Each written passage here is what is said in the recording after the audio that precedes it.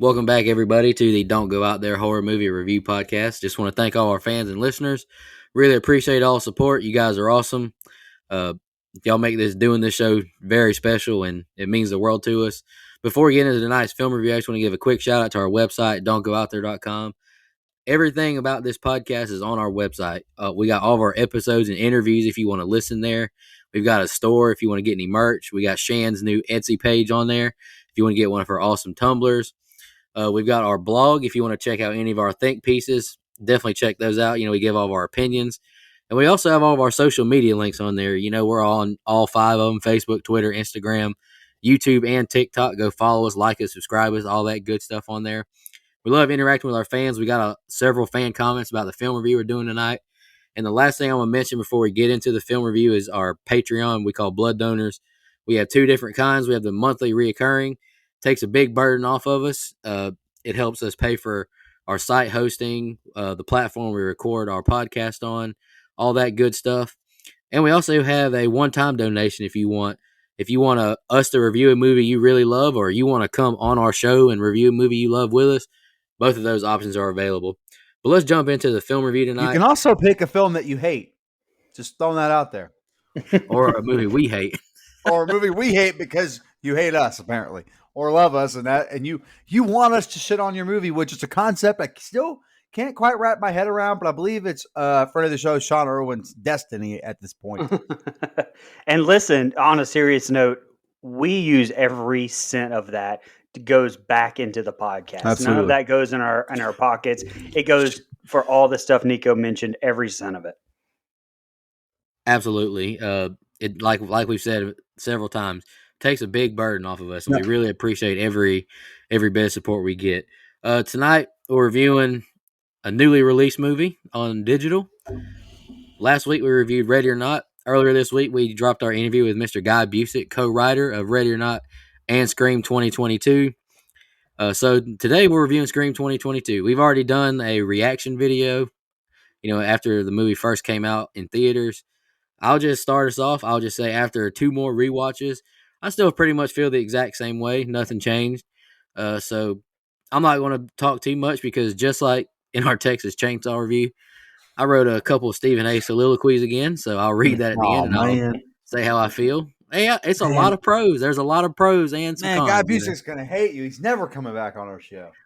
Hey, man, he makes way more money than me. Why does he care what I have to think? But anywho, I like the movie. I don't love the movie, but I still think it looks great. I think it is well written as a requel. It's well written. I'll put it that way. But that's just how I feel. I like some things, and there's a lot of stuff I don't like. Brian, do you want to go next? Yeah, as Nico mentioned, we kind of spoiled how we feel about this movie in that instant reaction we did. And I'm going to repeat a lot of the same stuff I said in that here for sure. I'm like Nico. I kind of feel pretty much the same way that I did the first time I saw it in the theater. I love this movie. In our interview with co-writer Guy Busick, like Mike just brought up, just made me love it even more. So if you haven't, go listen to that. It's episode 193. It's amazing. But anyway, I love seeing my quote unquote family again. Like we talked, like we said in previous, Scream sequel reviews, Sid, Dewey, Gale. But I also really like the new cast, and I'll go into it a little bit later, but I've seen where some complaining about, one complaint about them was that we didn't care about them enough. In our spoiler review, I did take up for the writers in saying that, they couldn't garner the same amount of attention because of the legacy characters, that they had to write for too.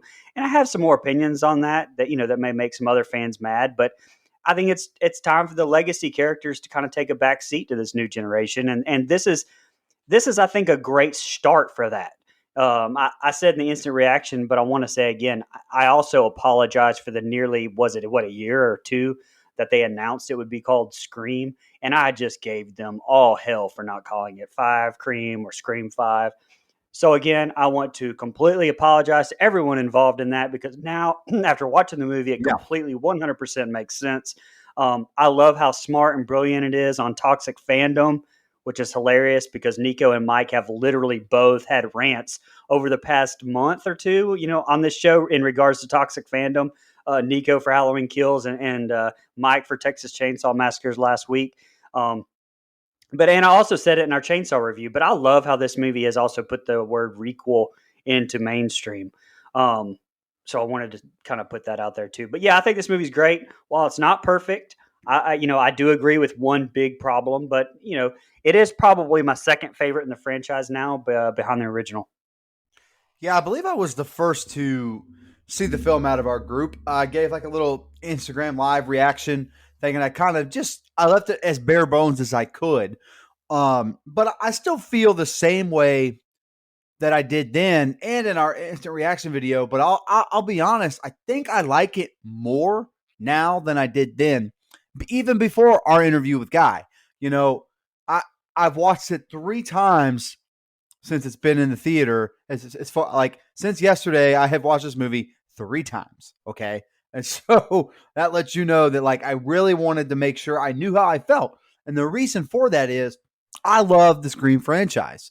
I'm a huge fan of the original. If we had to go back and redo that episode, I would probably give that movie a 9.75. That's how much I love the original. I only have one small problem with that whole movie. So it's a 9.75. And it's no secret how much I love Scream 4. It sometimes in my head battles with the original. So I'm a lover of the franchise. And like Brian mentioned, I love going back, back and seeing my friends again, man. Dewey and Gail and Sid, they're all here. Gang's all here, man. But I really do worry, have a small disagreement, Brian, not a big one. I don't love this new cast. I don't hate the new cast. I I like them enough to invest in them as characters, especially Tara and Sam. Like I think their dynamic is the glue of the film, and I think they do a really good job. It was fun to see Skeet Ulrich back. That was kind of cool. And Guy talked about it, and I really didn't. It probably would have been a nitpick of mine if we're being honest. That whole thing being a thing in the movie, had he not explained it a little bit more. He basically said we had the balls to do something that nobody wants in a Scream movie. So I at least respect that. Now, I may not love all the ghost over the shoulder thing, but I did have a lot of fun seeing Skeet Ulrich back. I love the way this movie looks. We got rid of that weird glow from Scream 4. We're back to looking like a Scream film. I love it being in Woodsboro. I love Stu Macher's house, like all the fun things, all the subtle nods. This movie is meta as hell. It comments on toxic fandom, something me and Nico have been really on diatribes about because it's ridiculous at this point. And I think they nailed the points they had to say about that. And they did a great job. I love that they kind of touched on elevated horror, another topic we've talked about on this show, where I think if we had to choose someone that likes it the most, it would probably be Nico. And I don't know if it would started out that way, but he seems to like Midsommar a little more. He seems to like Hereditary a little more. He definitely likes the Babadook more than anyone else on the show. and that's okay. But I like that they gave it they kind of said it's okay to like both. It's okay to like the schlocky slashers, and it's okay to like elevated horror. And I know a lot of people are mad at the term elevated. So small rant, shut up. Stop being ridiculous. It's not pretentious. It's not snooty. It's just it's another term for psychological horror. It's the exact same thing. We've just coined it something different now. That's it. It's only snooty when Nico says it, if we're being honest. I mean, yeah, that's true. Oh, you just got like you guys just you don't get it. You didn't get the Babadook. You didn't get it. He's so mad. But anyway, no, I really did enjoy the film. It's interesting. I watched it so many times because I really wanted to kind of compare it with how I felt about 4 because I just love Scream 4 so much. So I'll save that for the end. But all in all, this is one of my favorite franchises, and I'm glad another film was put out in my favorite horror franchise. And again, before we start, to me, and I know there's some disagreement, and that's cool, to me, there is no bad Scream film, period. I think they're all good in their own way. 2 has gone from first to last, somehow, some way, over the years and over time. But I still enjoy parts of Scream 2. I really do. And so, look, excited to talk about the franchise if you can't tell, because now I'm rambling. I wasn't laughing because y'all were saying anything about the Babadook. I just thought of a joke. You want to hear it? What does the kid from the Babadook and Sam's dad have in common? They both got killed. All right, Oh, Jesus Yeah. Christ. Okay, really putting quick. that on Really, TikTok. yeah, Just kidding. as you should. Really quick, I want to give a shout out to Jenna Ortega, who I like from the show You in the first place. I think she does a great job as Tara in this movie, and I'm excited for the I'm drawing a blank on the name, but she's in a new A24 movie that I just saw a trailer for, I think yesterday. Can't remember the name of it off the top of my head, but that looks like a nice nod to 70s horror, and she looks like she's going to be really good in that too. So shout out to Jenna Ortega and her performance. And I can't believe I'm saying it. Shout out to David Arquette. In this film, he fucking nails his role. He is so good as Dewey. What he was given to do, shout out to Guy Busick, he was so good at what he was given to do. I love the character arc of Dewey in this movie. And boy, do we have a lot to talk about when it comes to Dewey when that time comes. Absolutely. Let's jump into the scene by scene because I know this is going to be a long episode just because all the Scream episodes are long. All right, the film starts with a ringing phone. We see Tara's house, and now we're in the house and we see Tara ignoring the landline call. She's texting back and forth with Amber, and she uses her inhaler. The landline rings again, which he answers this time. A familiar voice asks for Christina. He's from Group. Tell her Charlie called. The voice tells Tara that Christina loves her, and she's creative and loves art and loves scary movies. What's your favorite scary movie? She says The Babadook. It's elevated horror, and she explains what that is. He asks if she's seen Stab. How well do you remember the original? He asked. Do you remember the beginning? It starts with a kill. He asks her if she'd like to play a game and calls her Tara. She hangs up in fear. She uses her phone to lock the doors and texts Amber. She closes her curtains and the phone rings again. Amber says you should answer it, and the next text says this isn't Amber. Answer the phone or Amber dies. She answers and Ghostface video calls her and says he wants to play a game or she dies. She names off horror movies she does know, but he asks questions about Stab. She Googles the Stab cast to get her next answer. She's now asked who the killers were. She says Billy Loomis, but he says it was Billy and Stu. She grabs a knife and opens her front door to try and go save Amber, but Ghostface slashes her stomach. She slams the door and rearms her security system. She backs away and the phone rings. She answers and he says, bonus question. Do you think I made it in your house before you could rearm the system? And then Ghostface attacks her from behind. She's stabbed in the gut and thrown to the floor. She crawls away but has her ankle stomped and she's stabbed through the hand. She kicks Ghostface off her and Ghostface stands up and grabs her leg and stabs her twice and slashes us into a title card as the cops arrive. We're in Modesto, California now as Sam takes some meds and Richie walks up to her and they kiss. Sam gets a call and then sees her messages. She calls Wes back and he tells her Tara was attacked. She's alive but in bad shape. She was stabbed and she's made it through surgery. She says she's on her way. She asks Wes if they know who did this. He says someone in a fucking ghost face mask. She's in shock and Richie offers to go with her. And then they hug. An announcer says all public activities are canceled. We meet the rest of the cast in the schoolyard. Amber says everything will get worse since Sam is coming.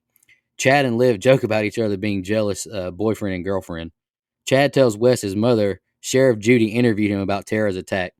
Liv sees Vince and says he worked with her and Tara as he waves at her. He gets in his muscle car and leaves.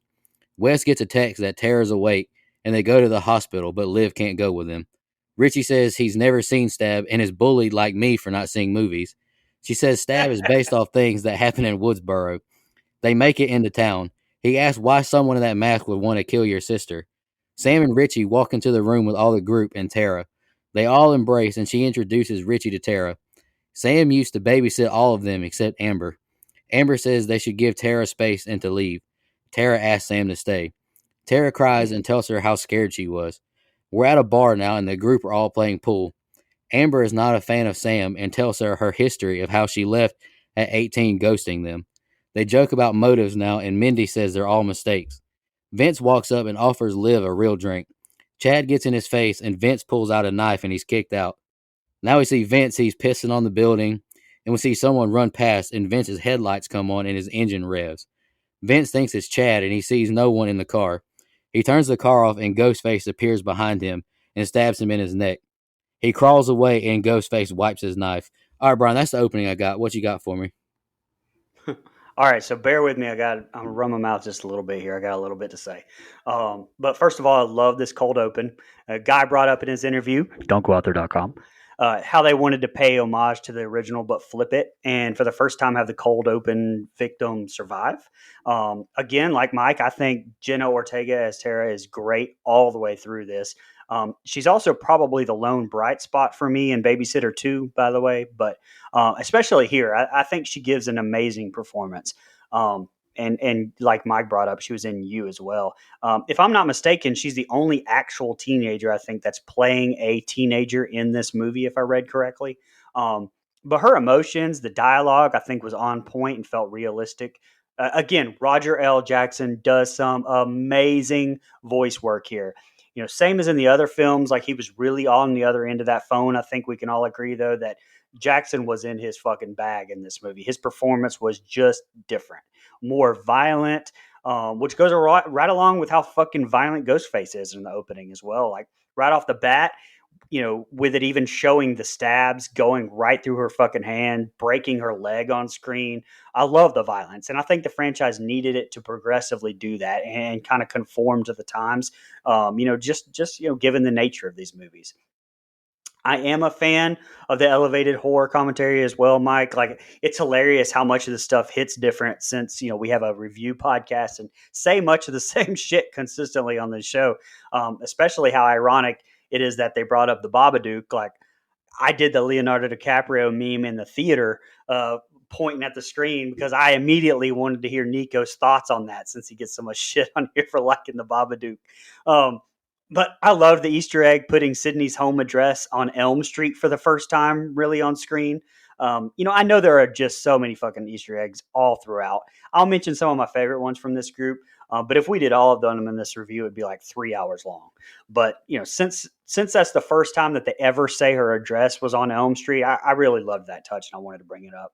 Also loved that it was Drew Barrymore's voice on that intercom as the kids come together at school. Something I didn't pick up the first time I watched it, which in itself directly mirrors the group meeting from the first one, with even Wes and Amber eating grapes, just like Stu and Billy did in '96. Another touch I didn't get in the first time I watched it. Let me just say this about Sam, and I'll shut up, because I've seen so much of that toxic fandom this movie is touching on, with a lot of it being directed towards Sam and Melissa Barrera. I love her. I love that she's not your normal cookie cutter lead. She isn't that innocent girl next door like Sydney or Julie James from I Know What You Did Last Summer. That's been done like over and over again. She's damaged. And yeah, I mean, like Sydney, she went through something traumatic growing up, but she's handled it differently. And honestly, I think it's more realistic and more fit for today's generation. And as a member of the last generation myself, I think it's brilliantly written by Guy and James. And I think, you know, with her not being the same, well, or with her not being some like long lost family member of Sydney and her being tied to Billy, I think Sam is the perfect one to lead this franchise forward and kind of take over that mantle from Sydney. You know, there's a ton left to explore with her struggling, and I'll touch on the visions, you know, in the next set of scenes. But I can't touch on all the characters here, so I may throw out, but I did want to touch on Amber. And I know I said this in our reaction, but I'll say it again. She still has a lot of Shay Mitchell's Peach vibes on the show You, to bring that up again. And just like that, I think they kind of stopped just short of saying, but to me, they kind of implied that she had a crush on Tara as well. I don't know, one of those, if you can't have nobody, or if I can't have you, nobody can have you things. I think it would have been maybe interesting to explore too, but also, fun fact, co-writer James Vanderbilt's wife is named Amber Freeman, which is where Amber's name comes from. So anyway, I'll shut up now. Go ahead, Mike. Yeah, so okay. I love this open. This open to me, so the first time I saw it in the theater, of course, just about every Scream movie starts with the phone ringing. And so I'm like, all right, I'm right where I am. I got that warm, fuzzy feeling that I get to see another Scream movie on the big screen. And so I kind of wondered, you know, we saw the trailer, but I kind of wondered how they would address having a house phone in 2022, which is something I kind of talked about when we reviewed the trailer on YouTube. I kind of said, this is a little bit of a dated concept, but I think they made it work with integrating the cell phone into it. Because I guess her family just still pays for a landline. I don't know. Maybe California's different, but And some people do, but I think they're right on the cusp. Like, I don't think in the next one they can do a landline like at all. I think they're right there. Well, they integrated the cell phone. And again, Ghostface video calls her on a cell phone. So like they're touching on the new technology. And I think at some point it may be time to kind of move all the way into that, because I think the house phone thing still, for me, now look, it's a small nitpick. I still think it works, because the reason it works, Roger L. Jackson. I love his performance in this scene, mostly because for 5-6 minutes he's not playing Ghostface. He's Roger L. He's the mom's boyfriend at the group. He has like kind of a normal voice, a normal tone. He doesn't use that like, "What's your favorite scare?" Like he just kind of talks very normally. Like you could, he kind of slips in and out of it. And so and then he just kind of slides into being Ghostface when he asks her, "Would you like to play a game, Tara?" Like, I think when he finally makes that full switch, it's so good. It hits just right. And again, I love the commentary on the elevated horror that that Tara goes into. Again, this movie makes a good point of being okay with liking both. She mentions her favorite movie is The Babadook. I also thought of Nico because I was like, I think we're actually in the minority, me, Brian, and Dustin, where we're not the biggest fans of it, but it seems to be a pretty popular film. So I'll give them their flowers there. I don't think we're in the majority there. I would like to state for the record, you did like it, Your Honor. I did rate it a 7.25, I believe. Fair enough. In my defense, Your Honor. Fair enough. I think I gave it like a 4.5 or something. But anyway, so love this opening scene. I love the door locking, door unlocking, door locking, door unlock. I think that's really cool the way they did that. All systems armed, all systems unarmed. Like, really, really good, really tense. Loved it. And I love that, knowing what we know at the end and then going back and watching it with the way they kind of manipulate the video phone and, how Amber's texting and stuff. Like, I think that's really, really cool how they all kind of, it all made sense. Even if you don't see it the first time, if you go back and watch it, all tends to make more sense. They do a good job kind of keeping the line throughout. I love the interaction here with Tara and Ghostface. I think Jenna Ortega kills it. Again, when the first time I see it, I think she's dead, because that's just the way Scream goes. And they decided to flip it here. And I like that because I got to see more of this Tara character. If it had been just anybody, and I know that Casey Becker was a big deal because she was Drew Barrymore, but you start going to, Scream 2, and that's Jada Pinkett, but like her character didn't feel like it was going to be super important in the film. She wasn't a student at the high school or whatever. We're just somebody that we're seeing on screen so like all the other ones have that kill, especially Scream 4, where they just kill people over and over again because it's so meta. They keep having cold opens in different movies. But in this one, it felt like, oh crap, this could be like a Casey Becker weighted situation where this feels like it's going to be a very important character integral to the plot, and she ends up surviving. So I thought that was cool. Shout out to whatever song that is that sampled Mitch Jackson by Outkast. I'm not familiar with it, but I thought it was awesome. It's a really cool remix. And then, so I'm going to have to go find that on Spotify somewhere. But anyway, okay. This is a minor nitpick, and it's very minor. And I think it's going to be maybe one of Nico's major nitpicks. But when you get Mr. Quaid over here on screen, almost immediately, I'm like he says, "I'll go with you." The minute he said, "I'll go with you," my red flag goes up. For whatever reason, he didn't have to do much else. I'm not saying I knew that far into the film, but I had a sneaking suspicion they were going to kind of start to tie that character in. And look, I like the character. Okay. It's not that I don't like Richie. I just think they didn't do a super great job hiding what I thought would be his intentions in the end. So if you're listening to this and you haven't seen it yet, that's your fault. Like, maybe stop right here, go back and watch the film. But anyway, I like the on-screen chemistry with Sam and Richie. I think it's good. Right. I like this scene that you mentioned, Brian, where they're all sitting outside at the school. It's very reminiscent of the first one. Very good. I'm not going to touch on all the characters here. Shout out to Dylan Minnette that played Wes Hicks. First of all, cool, subtle nod to Wes Craven, giving him the name Wes. I think that was really cool. And Dylan Minnette of 13 Reasons Why. He's in a couple of other things as well. But I think he's really good here as Wes. I think he's kind of he kind of grounds this group when everyone else is kind of has a theme. Like you got your horror movie nerd, and you've got your jock, and you've got your kind of weird girl, and like you got all these typecasts, and he's just kind of a grounded character. So I like this group of young people, but I don't love them like I do from the first film, which I think is hard to recapture. So it's not necessarily a knock at all. I love how they're all kind of suspecting each other. Like I know we all got to get that, but they really kind of hone in on the fact that everyone's a suspect. Everyone's a suspect amongst this group of friends. And I just think that, the character of Wes, to me, it was kind of my thinking that it was going to be Wes and Richie. Like I'm going into this because he's almost too nice. He almost was too caring of Tara. Like it was a red flag for me, but I ended up being wrong on that. But like you said with Amber, Brian, they had like the crush, not crush on Tara. I kind of wish they had touched into that just a smidge more as well. I want to touch on Vince's death because, and I can't believe you didn't bring this up, Brian. Well, actually, I was going to ask you how you thought about it. And what was it, Nico? Like, what did friend of the show Joe Swinford say he looked like? That's country Discount singer, Morgan Wallen. Discount Morgan Wallen. He did look like Discount Morgan Wallen.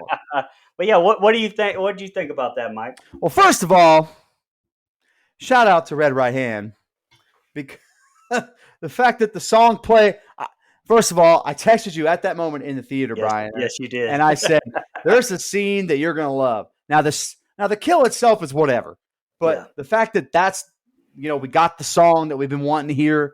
I'm glad they did it there because if they were going to do it anywhere, I guess that makes sense to me. But again, this is a good set of scenes. I like the open, and I like and if you're looking for more clues to where my red flag went up with Richie, him saying he's never seen any of the stabs, I appreciate them doing that groundwork to kind of try to divert your suspicion over here, but it didn't work on me. Sorry, guy. Well, hey, and talking about Red Right Hand, like I loved the fact that it was in the movie. I really do. But when I watched it this time, I almost thought, man, that's kind of out of place. Like I almost would have liked to have had that song playing as they came in to the picnic tables. Like, I don't know. It just didn't seem like it should be That's in fair. the part of the movie where somebody's getting killed. I don't know. I love that it was in there, and I'm glad it was. But that's just a little minor nitpick for me. All right, Sam is awakened by the sound of the clean blade. Richie asks if she's okay, and he's watching Stab on Netflix. He says he wants to be prepared, and Sam leaves to get something to eat in the break room. She takes some pills, and she sees Billy Loomis in the mirror. Antipsychotics aren't working, huh? And she needs to stop running from who she is, and when's she going to tell her why all this is happening? Her phone rings, and it's Ghostface. Hello, Samantha. Someone who knows your family secret. He says he had to get her to come back somehow. She says, come and get me. Then Ghostface appears, and they fight in this break room. She yells for help, but she pushes Ghostface over with a table, and she runs into the hallway and into an officer, and he scopes it out, but Ghostface is gone. Sheriff Judy interrogates them. Richie says he was watching Netflix. He and Amber accuse each other. Judy brings Sam out to question her. Judy tells Sam her presence isn't helping. She asks her to leave in the morning. Sam asks for Amber and Richie to leave so they can talk. She asks, do you remember when Dad left? She brings up the boxes in the attic, and she found diaries from high school. Mom got pregnant with Sam in high school, she tells Tara. She tells Tara that Mom got pregnant by another boy, not their actual dad. She describes her and her mom's interactions, and her dad found out about her not being her daughter. He left that night because of her. She cries and apologizes to Tara for leaving and becoming distant, and she started taking drugs. She says she destroyed their family that night. Billy Loomis is her father, and she thinks this is happening because of that. Tara tells Sam to get out. Get the fuck out, she yells at Sam. Sam walks out and Richie is right behind her. She asks, "Were you listening at the door? It doesn't freak you out my father was a serial killer?" He says, "Yeah, but I'm not leaving you, Sam." She says, "This is the part in a horror movie where you should be smart and to leave." "I love you," he says. "I'm staying." She calls him a dumbass. "What's our next move?" She says, "We talk to an expert." We're in Dewey's trailer now as he watches the news and he hears about the new attacks. He changes it to Good Morning with Gail Weathers. Knock at the door and he yells, "Go away." Sam says she just has questions. She says she's Billy Loomis's daughter. She tells him she was attacked at the hospital and her sister was attacked. She asks for 5 minutes and he asks how long she's known her and how long. There are certain rules to surviving a stab movie. Rule number 1, you never trust the love interest. Dewey calls Richie out. Rule 2, the killer's motive is always linked to something in the past. Richie asks, "What about the random Vince guy?" He says, "You got to figure that out." Rule 3, the most important, the first victim has a friend group that the killer is a part of. He tells Sam to look at the friend group. She asks for his help. He says he has all these injuries. He doesn't want to do this anymore. She says if she's in danger, then you're in danger. Come on, let's do this together. Your time's up, and he kicks them out. Richie asks what's next. The friends, she says. Dewey gets his phone, and now we see the legend herself, Sydney, running with her child, as Dewey calls her. She asks how he is, and they converse as friends. He tells her it's happening again. 3 attacks, 1 dead. This one feels different. "Do you have a gun?" he asks. "I'm Sidney Prescott. Of course I have a gun." "Good," he says. He says Gail is his next call. He says don't come here, and she says she has no intentions on ever going back. She says, "I'm glad they have you to protect them." They hang up, and Dewey just texts Gail, "Don't come here, and hope you're doing well," with a smiley face. He puts the phone down, and he gets his gun out of like this little jewelry box. All right, Brian, go ahead. Yeah. So just to start off with this Skeet Ulrich Visions, I personally loved the Skeet Ulrich Visions. I know that's another hot division topic on the old interwebs. And honestly, this surprises me that I even have to say this and how many people honestly don't get this. But listen, interwebs, it's not the literal ghost of Billy popping up and haunting people or fucking zombie Billy. It's just freaking showing you the visually on screen what Sam is battling with internally. And hell, this isn't even the first time the franchise has done that. I mean, don't forget Sydney's visions of Marine's ghost in part 3. Listen to Lynn McCree's interview on don'tgooutthere.com. But I love it. And I think the de-aging on Skeet looks fantastic. I mean, just because you know it's de-aging doesn't mean it's bad de-aging. Just throwing that out there as well there, interwebs. But like I said before, I do like the tie-in with Billy and Sam and Tara. And I was even fine with Sam telling Tara the way she did, but Tara's reaction and getting mad to me didn't make sense. Like, I don't think Tara would get pissed at Sam. I think she would understand more than she did given the circumstances. But that's just a little nitpick I had an issue with on from the very first viewing. I do love how it adds the lore to Billy. I said this in the first instant reaction, but it makes you view that scene in part 1 where it shows Billy flirting with those 2 girls in the video store with even more depth now. And it really hits me during the hospital attack scene on Sam, but this is really the first Scream film where neither of the killers have any personal motive against Sidney Prescott. Like, this is about Sam, and I love that. Like, we needed something new that wasn't the same recycled storyline that we've kind of seen over and over, I think. I do think this suffers from that same horror trope that we've complained about on here before. Still nobody in the fucking hospital. Come on. I mean, they try to explain that away some by putting her on a private floor later, but that doesn't help here. They should have done that before this attack. It would have made a little bit more sense anyway. So Dewey, I know Mike disagrees. I loved him in 4, but this movie finally gives Dewey, like you said, what he deserves. Not him dying. I mean, like, I just love his character development so much in this. He's great. Yeah, he's down on his luck, but I love how it reveals that he's the one who left and felt like he wasn't good enough and was a coward. And I love finally the on-screen Tatum reference in this trailer, which Guy Busick touched on in our interview as well. The Easter egg with Gail on the TV talking about her bangs. Now I have a nitpick with how Sam just comes up with the fact, to go and find him and talk to quote unquote an expert. That seems a little convenient to me. I think that there should have been some tie-in with why Sam would have said that. Like maybe he looked after her some, as his time as sheriff, and she trusted him. Like they had some bond from back then that we never saw on screen. But I do love the line, "Give me one good reason I'm Billy Loomis's daughter." That's a terrible reason. I don't know. I loved that. I just kind of feel like the whole conversation was a little forced without some sort of previous relationship is all. Lastly, I remember the theater breaking out and going crazy when Sydney's shown here for the first time. I love her line about "I'm Sydney fucking Prescott. Of course I have a gun." I think most everyone knows now that line was improvised by Nev Campbell. May have been one of the quote unquote notes that Guy Busick said he received from Nev about stuff Sydney would say in our interview. Don'tgooutthere.com, by the way. But again, I love how she's not the main focal point in this with some complicated plot to get her back. It made sense. Also love the callback to Mark Kincaid from 3 being her husband now, which apparently even Nev Campbell said she didn't realize until after shooting. Fun fact, Nev played one of Patrick Dempsey's sisters on Grey's Anatomy as well. Anyway, I feel like I barely touched on this set of scenes, but I've been talking for like an hour. So go ahead, Mike. Yeah, there's a lot here, especially when we finally get the intro of the legacy characters. But starting in the hospital, I like this story development that we're about to get with Sam and Tara. I think now whether Sam told Tara to make herself feel better or because she thought Tara actually needed to know is a question that I have. But I think that, the tie-in to being Billy Loomis's daughter and you get Billy over her shoulder. Again, I kind of talked about it in my open where to have the balls to do it in this setting, because again, that's not really Scream. Like that stuff has not happened yet on in a Scream movie on the big screen. And I think to kind of have this ghost over the shoulder thing, whether I like it or not, I appreciate them having the balls to do it and keep it in their film. Plus it's fun to see Billy Loomis back.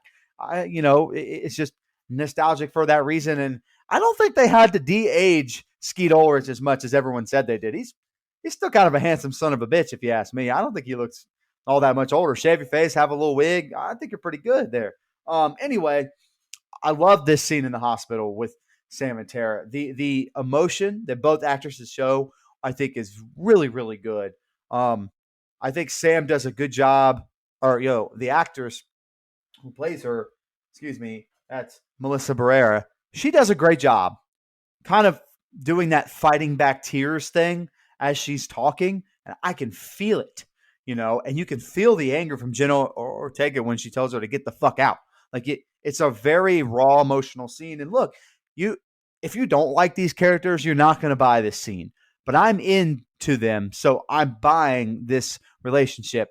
You can tell it's fractured, but you could tell there's still love there, and that's why her telling Tara this hurts so bad.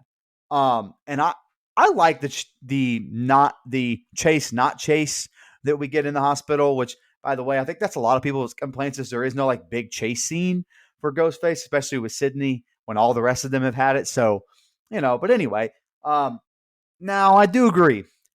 Why is there no one else in this hospital? It's just like the end of Scream 4. Like, why is no one else in this hospital to see this thing? Again, they tried to lay some groundwork, but I don't know, man. I feel like that would have been a dead giveaway. I like that. I like what Ghostface says here. This way we know that Ghostface knows the same family secret that we know. And so now it has to be. Yeah, go ahead. I just have one question. How does she not hear him on the phone in the break room? Sam, how does she not hear the phone conversation in the break room? He's right behind the door. I don't know. Plot armor. I don't have a super great answer for that, but I still like the scene. I like the way it's shot. The cinematography here is really, really good. It kind of uses some shadows, a little bit of a darker tint to it. I think it's really good. I like, again, even though I'm on to Richie, I like that he's kind of playing this supporting boyfriend thing. He's like, all right, what do we got to do? Let's go do it. And like you said, Brian, I had a feeling this is when they would introduce a legacy character, but there is no like direct tie. I guess just knowing being from Woodsboro. You know these characters, or at least Dewey still lives here. So you probably ask somebody, where the hell does Dewey live? And then you go find him, would be my guess. I love this portrayal of Dewey, the way he's written, the way he's acted by David Arquette. I love that he's a retired sheriff. We've seen the whole life cycle of this character now, from rookie deputy on the job to kind of an incompetent cop in Scream 2. He's a security guard cop in Scream 3. And he was the sheriff in 4. And now he's retired. So he's run the gambit of police officer positions. And I think he's great as this kind of broken down, beaten up older man. He's not old, but he's older. And you've mentioned Hopper from Stranger Things before, and that's a pretty apt comparison in my opinion. But I'll say it was nice from my vantage point. It was nice to see the effects of the first 4 films have some impact on our legacy characters. Gail's doing her thing. She's thriving, living her best life. Sid always kind of perseveres and overcomes. No one's really gotten down by it. And it seems like Dewey was the first real look into what that can do to wear on a person. Not just that, but obviously the divorce from Gail. And I was interested to see how they were going to, kind of plug in the real life divorce between Courtney Cox and David Arquette. And I think they did a really good job of having them on screen still love each other, but not be together. Maybe that would have been a little awkward for them or something. Like, I know they're still good friends and they co-parent really well, but I thought I was at least interested to see how they were going to pull that off. As far as Dewey here, I think it's great. The dialogue they give him is great. I had the same thing you did, Brian, about about. Give me one good reason why I should have talked to you. Billy Loomis's daughter. That's a horrible reason not to talk. I was like, that is great. That's really, really good. And so that still kind of shows the quirk that Dewey has. He's not, he's not just this beaten down older guy. He's still got a little bit of that weird vibe to him. And I love that he's kind of harnessing his Randy here. There's rules to surviving a stab movie, like all that stuff. So really good stuff. I'm a big fan of how they pull that off. And then the first time you see Sidney Prescott on screen, love it. I'll be completely honest. I was the only one in my theater when I saw this film. And yes, I went, woo, as soon as she came on screen, because I was the only one in there. No one heard me anyway. So, plus, hey, I'm just saying, Nev Campbell, call me sometime. Still, to this day, always and forever. Okay. And love you, Kat. I love I'm Sidney fucking Prescott. Of course, I have a gun. Great line. I love the introduction of these legacy characters. And it was good to see Gail, honestly, in this successful TV role, which I wasn't sure what they were going to do with Gail. So I like how this set of scenes kind of brings back the family that we all know and love, but still keeps the focus on the young cast. Like Mike, like you mentioned about, or both of you mentioned about the funny line that Dewey has about that's a terrible reason. He also has another hilarious line in his next set of scenes that I think is great delivered by him. Cut me deep, man. Yeah. And I'll just go ahead and say I can't do this next scene a lot of description because it's just a lot of back and forth amongst characters. So you're gonna have to watch this movie to get the dialogue part. But back to Sam. Her and Richie are like walking into the Meeks' house, and Dewey joins them to help with their investigation. We're in Mindy and Chad's house, and we see Martha Meeks. She hugs Dewey and says he looks and kind of just gives him a blank face. She asks how's the marriage, and then she just leaves. Sam tells the group that Billy Loomis is her dad. We now get a lot of back and forth between the group, and then Wes accuses Dewey. And then he says, maybe you're the killer, because that cut deep. Love that line. It was great. Amber says Vince is related to Stu. Sam says fantastic. So good. Sam says the first 3 victims are related to the original killers. Mindy yells out, this is a requel. They talk on Elevated Horror and that Stab is a meta slasher. Our killer is writing his own version of Stab 8 as a requel. Mindy keeps talking on how to reboot a franchise, naming off other movies. Mindy tells Sam that she's the star. Liv asks who's next. Dewey says he regrets coming here now. Mindy now says that it's pretty clear Sam's the killer. It makes perfect requel sense, and she storms out. Richie chases after her, but Sam has driven off. She sees Billy again in the back seat, and he asks if she's going to run away like she always does. He tells her to figure out who this is and cut some throats. She slams her on her brakes, though, as she almost runs into traffic. We see Sheriff Judy on the phone making a food pickup order, and she hears someone walk inside. She yells out for Wes, but no one answers, so she grabs a knife.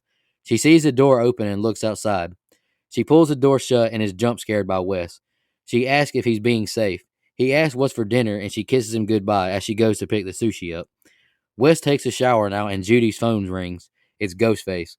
He asks her what's her favorite scary movie. He says he's making a confession to her. Ghostface says he's going to kill Wes. She puts her lights on and turns around. She tries to call Wes, but he doesn't answer. She radios for other cops to get to her house now. Ghostface asks if she's seen Psycho. She races home and asks to please not hurt her baby boy. She begs and is told she won't make it in time. She makes it home and runs to her porch, but Ghostface appears from behind like these potted plants and stabs her. Ghostface stabs her repeatedly in the core, killing her in broad daylight. Wes gets out of the shower and sees his missed call. He exits the bathroom and walks the house. He gets some plates and sets them up for dinner. We hear a door open and he calls for his mom. He sees the door open and walks towards it. He closes the door and locks it. He turns around and Ghostface attacks. "Fuck you," he yells as Ghostface stabs him through his neck. His dying body slides down the door. Sam walks up and we see the whole house is a crime scene. Sam says she knows her son and the officer apologizes. She backs away and now we see Gail Weathers. She walks up to Sam and asks if she's okay. They both say that Judy didn't like them. Gail freezes up when she sees Dewey. She smacks him because he alerted her through a text. He asks if she's still writing. They start to fight now. She asks why isn't he in uniform. He was asked to retire. She says she had a great opportunity. He says he couldn't hack it. He left in the middle of the night. She tells him he's not a coward. He says Judy will make a great chapter in your next book. We now see Richie watching Dead Meat James and Chelsea criticizing Stab and Ghostface's new weapon. He answers a call from Sam. She tells him Wes and the sheriff are dead. Sam runs to the officer and asks who's protecting my sister. She runs to her car and Dewey gets in with her. He yells for her to drive. All right, go ahead, Brian. That's the next set of scenes I got. So I like Mindy's monologue here about the requels, and I will say that yeah, it is kind of in the same vein as the original, but at least the original crew did seem at least a tad more like friends in this group. Again, probably because we don't have as much character development as we did in the first movie. But even though it did seem a little like in the same vein that they definitely seem less like friends here. There's just way too much accusing and finger pointing for a group of actual friends about another one of them literally being a murderer. So I guess I do disagree some with Mike about that. I think there was just too much of the finger pointing, I think. And I haven't talked about them yet, but I thought it was really smart writing to replace the Randy of the group with Mindy. I didn't really realize how much I missed a Randy type in part 4. I know a few of them split up that role in the movie, and we talked about that. But I'm glad we get Mindy. She became one of my favorite characters. There's just one part I felt like was too on the nose later, and you probably know which one I'm talking about, but where I rolled my eyes a little bit. But I do love the toxic fandom commentary, like I said, and I even saw a lot of people where they didn't care for that part of this until like they started seeing this exact thing about this movie after it was released. So I thought that was so fucking brilliant. Also, I don't know if you got it because y'all aren't really Star Wars fans, but the eighth stab by the Knives Out director, it's actually talking about Rian Johnson and basically the way fans, including myself, shit on the Star Wars movie that Ryan did. Apparently, they even reached out to Johnson for a cameo, but he couldn't do it. And did anyone else feel seen when Mindy was talking about a movie getting them into horror, and God help anyone who fucks with that special memory and disrespects it? Just me. I mean, okay, like just like Mike and said, Randy was us whenever we reviewed Scream 1 and 2. Mindy to me is the new us. And going from Mindy to Wendy, this whole scene with Judy. Sorry, she will always be Wendy Peppercorn to me. I don't care. I was going to say that was nice, buddy. That was a nice little peppercorn right there, buddy. Good stuff. But the whole thing with Judy and Wes is one of the best scenes in this movie, I think. And I know it's been 11 years since she was in Scream 4, and Marley Shelton even looks a little different. Hell, we all do. But she just fell right back into that role, I think, didn't she? I mean, I credit a lot of that having to do with the writing, too. They really found her voice again. And it seems like the exact same character. We all know after a decade, when you bring someone back, a lot of times, like, they don't seem like the same character sometimes. I mean, and that's good sometimes. That's bad sometimes. But in this, they did a great job, I think, with Judy, and Shelton did a great job as well. I love the tension here. You're not sure, which one's going to bite it, and then bam, motherfucker, they both did. And there's a lot of similarities, I think, with Cotton Weary's opening death in part 3 as well. Like, if shit in broad daylight, like Nico said, talking about gutting her baby boy, and then you're led to believe he's about to get killed, and then bam, she does with some vicious stabs. I mean, just savage as fuck. And spoiler alert, like Wes, this one is probably my favorite kill. That neck cut was fantastic. I'm just the only nitpick I had is just I'm not a big fan of the so many fake outs that we got with Wes. That's my only critique. And man, the first time you get that convo between Dewey and Gale, I thought, wow, is this the time to literally rehash all of this? But then upon subsequent viewings, you realize that this is the last time that they're going to talk. And not going to lie, I maybe got the slightest itsy bitsy bit of a eye allergy, just a small one. And it suddenly didn't matter that a lot of the dialogue seemed forced in there to me. I was like, say all the things, you fucking beautiful sons of bitches. I just hate that their last words were about another chapter in the book. But then again, I mean, that's them, isn't it? Like that's their relationship. And I'll let Mike touch on the stab 8 and the dead meat stuff here, and I'll chime in. So, but go ahead. Okay, yeah. So I like that Dewey just kind of like throws up his hands and says, fuck it. I guess I'll help you guys. I have nothing better to do. What the hell? If I die, I die. And again, I like the character that he plays here. He recognizes Randy's sister, which I think was a nice little callback there to her character. And again, I like this group of friends, but I don't love this group of friends. But this is, to me, the best scene with all of them in it, if that makes sense. I think they all have a little something to say. They all add something. But like you mentioned, the strongest character right here to me is Mindy. She is us. We get a Randy character in Scream 4. Really, we get 2 in Scream 4. But everyone kind of hones in on Kirby as being that horror movie nerd, just a little bit of a cooler edge. But Mindy right here she knows everything. She's not just a horror movie nerd. She's a movie nerd. And she coins the term requel. And I really love that. The first time I heard it, I said, oh, what a brilliant thing to call this kind of reboot sequel. Like that's so it's not even, it's just the 2 words meshed together, but it's not something I ever thought of. And it may have been out there before this, but this is the first time I'd heard it called that. There you go. Scream making things mainstream. Hey, what do you know? Things in the zeitgeist. What do you know? Exactly. What do you know? But I like that they kind of touch on all this. I've always said for a long time, I love that the stab movies exist within the Scream universe as the Scream of that unit. Like, it's so cool to me for whatever reason. I just think it's really awesome how that works, because we're watching a movie, but in that movie, they're watching a movie about what's taking place in the movie we're watching. Like, it's a really weird metaverse, not that metaverse, this metaverse. I really think it's cool how that works out. I do like the fact that right here, they're all not accusing each other, but like all the accusations kind of have some merit. Like, they at least tried to do a good job to divert my expectations of who I thought it was. Because everyone made a little bit of sense, including Sam. There's a point here where I'm like, that would kind of be weird, but is that the direction they're going to go? Like, okay, I could get down with some kind of, shocking thing like that. By the way, Nico mentioned it, the line where said, "Are you the murderer? Because that cut deep." That was so good. I don't know if Guy and Vanderbilt wrote that or that was Arquette by himself, but golly, that was a great line. I thought it was excellent. This and Dead Meat talked about it also, who I'm going to get to him in a second, but he said this movie retroactively made him like the Judy character more from Scream 4. I agree with that.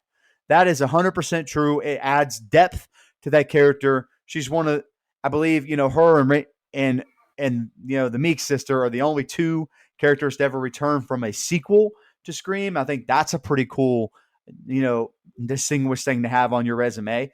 And again, she's right here. You get to see a little bit of a different side than you do in Scream 4. She's a mom. She's just going to get sushi.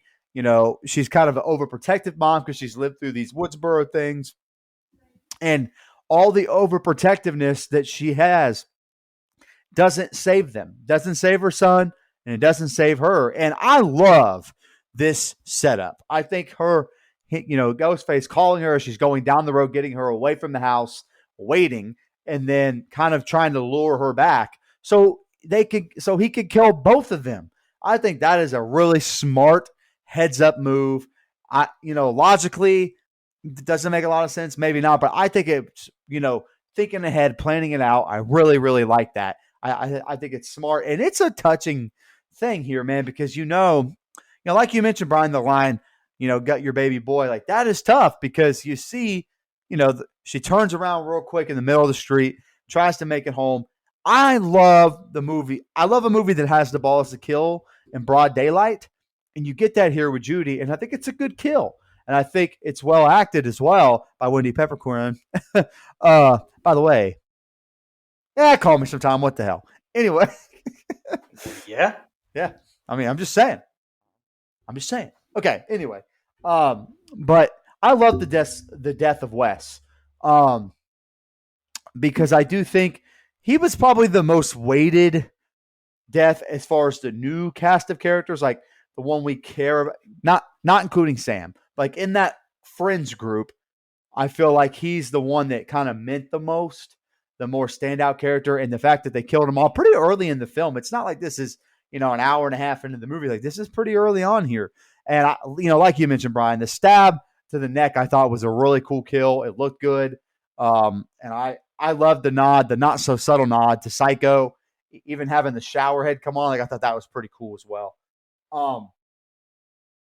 But I love this interaction with Dewey and Gale. Like I don't disagree with you that maybe a better time and place, but I never thought that while watching it. I just thought these two A+ actors are killing these roles. They played these roles for so long. They can tap into one, having played these characters for so long, but also real life emotion. These two were married. They got divorced. Seems like a pretty amicable one, but they can tap into some real life emotion within these two characters. And I think just a great scene of dialogue. If you haven't seen it, go watch it. I think it's really good. And it kind of, throughout the first four, we like Gale, but Gale's kind of bitchy, for lack of a better term. She kind of has a little bit of an attitude. But here you get to kind of see a humanized side of Gale where she they agreed it's going to be my turn, and Dewey goes, and he's the one that leaves. Like you mentioned, Brian, what a really good character development, because that's not something that I would suspect of Dewey, because Dewey, like Gale said, is not a coward in any of these movies. He's not a very good cop sometimes, but he's definitely not a coward in any of these films. Hell, he dies like 6 times within this franchise, and somehow, it doesn't come back. But we'll get to that. But I like this.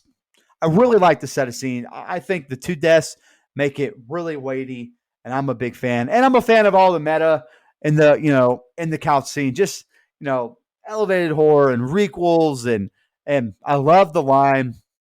It says, "It's just a movie." And someone says, "No, it's not. Not to these people." And that's touching on the toxic fandom, because we're all fans of one, the horror movies we cover. Most of the time we're fans of the genre. We're fans of a lot of the movies we cover. But I don't think any of us care enough to get on a Reddit message thread or 4chan or whatever and argue with people all day about the direction. We may argue amongst ourselves about stuff, but never just with complete strangers that, like the Halloween Kills mob scene, that everyone was so mad about that we didn't like either. But there were people that were like buying the copy of the Blu-ray and throwing it away because they hated the scene. Like That's the kind of toxic fandom I'm talking about here. And so I think they do a good job touching on it. Sorry for ranting, but it's a new movie. It's fresh in my mind. Hey, also, I didn't know if you were going to touch on it or not, but Matthew Lillard's the Yeah. chrome-faced Ghostface in this, and the Easter egg with Kirby, and by God, we're going to be the ones in Scream 6. I just want everybody to know that. I'm speaking that into existence. Yeah. Hey, sorry I didn't touch on that. Shout out to Dead Me and Chelsea. Had to be really cool for them to be in a movie within their favorite franchise. As Dead Meat talks about, Scream's the movie that got him into horror. So to be in a feature-length film of the franchise that's your favorite has to be a really cool moment. The same way I know it'll be a really cool moment for Nico when he gets to be in a Scream film. All right, go ahead, buddy. Yeah, looking forward to it. Mike, I actually wanted to agree with you on something. I think the Dewey and Gale interaction was wonderful. Honestly, I thought it felt awesome. very, very natural. You could kind of feel like they both missed the relationship, and they kind of wish things didn't end the way it did. And you can tell Dewey is still very in love with Gale. I thought that it was great, honestly. And like you said, Mike, that interaction felt very natural for them throughout the whole franchise. That's just how they are. Absolutely. Really quick, I know it was in the last set of scenes, but when Dewey sent in the text, he goes, probably should have sent the smiley face and sets the phone down. We've all been there, haven't we? Like, hey, we probably shouldn't have done that. We've all been there. As soon as you send the message, you just put the phone face down and don't look at it. Great line. All right. We're in the hospital. Oh, Dewey. We're in the hospital again with Tara, and she yells out hello several times after hearing some noises. She unhooks herself and hobbles out of bed. She wheels around and the lights go out. She makes it into the dark hallway and her phone rings. She doesn't answer, and we see Sam driving recklessly trying to make it to Tara. Tara is wheeling down the hallway and she sees a dead officer on the floor. Tara tries to reach for his gun, but it's missing. She hears another door open and she hides in a room. Tara tries to call off a landline, but then she bashes Richie in the head. Then Ghostface appears behind him and cuts his arm and slams Richie's head into the door. Tara hits Ghostface with some hospital equipment, whatever that thing's called, like checks your heart monitor and all that, then gets back to the hall. Ghostface answers Richie's phone as Ghostface walks slowly behind Tara. Ghostface gives Sam an ultimatum. Do you want me to kill Tara or Richie? Tara is dumped onto the floor and tries to crawl away. Sam is called a selfish bitch, and the elevator opens, and Dewey shoots at Ghostface. Dewey helps Richie up, and Ghostface attacks Dewey. Dewey gets his gun back after a squabble and shoots Ghostface repeatedly in the core area. Dewey gets Richie and the two ladies on the elevator. He says you gotta shoot in the head or it comes back. He marches towards Ghostface, reloading his gun. He goes to shoot, but is distracted by his phone ringing. Dewey is stabbed several times and falls to his knees. The call is from Gale. It's an honor as Ghostface pulls the two knives out and Dewey lies dead on the floor. Gale arrives and sees Dewey carted out dead. She cries and is stopped by Sam and Richie. Gale is in the lobby of the hospital and Sam says she's sorry. He helped people. That's what he does, Gale says. Sam is told her sister is awake. Sydney arrives and hugs Gale. They both say they shouldn't be here, and they hug again. Sam walks off and into Tara's room. Sam apologizes for not telling her sooner. Tara is mad that Sam left her. Sam says she was scared she turned into just like Billy. You could never be like him, she tells her. They both chuckle as they comment on how high Tara is. Tara asks, what do we do? Sam says we're getting the fuck out of Woodsboro. Sydney stops Sam as they're leaving. Richie says he'll bring the car around. Sydney calls Sam Billy's daughter. She tells Sam she's been through this a lot if she wants to talk. Sam says she's sorry about Dewey, but she's getting her sister away from this. Gale tells Sam to watch her tone. Sydney says she wants Sam to help her kill them. Sydney says she won't sleep until he's dead. Sam says this isn't my story. Sam gets in the car and Sydney tells her good luck. Gale jokes, that went terribly, but Sydney put a tracker on the car. It seems like something Gale Weathers would do. Back in the car, and Tara can't find her inhaler. Tara says she has one at Amber's, and Richie is hesitant to stop. We're at Amber's now, and a big party is going down. Chad has a toast to Wes. Amber scolds him for it. Mindy asks about more beer, and Amber says there's more in the basement, and she'll go get it. She notices the light switch doesn't work and uses her phone light to go downstairs. She pulls the chain for light. She gets the beer and closes the refrigerator door, and Mindy scares her. She says that was a test. Amber says you also shouldn't follow someone into a dark basement. They now both say they're the killer. Mindy says don't trust anyone. They make it up the stairs after some more banter. Liv asks Chad if they want to go upstairs to have sex. Chad freezes up. The moment was too big. He pissed down his leg. Just kidding. he basically just says he isn't sure if Liv's the killer or not yet. He says the safest option is to be down here, and then Liv storms away. All right, go ahead, Brian. I had to say the TikTok coach's line again.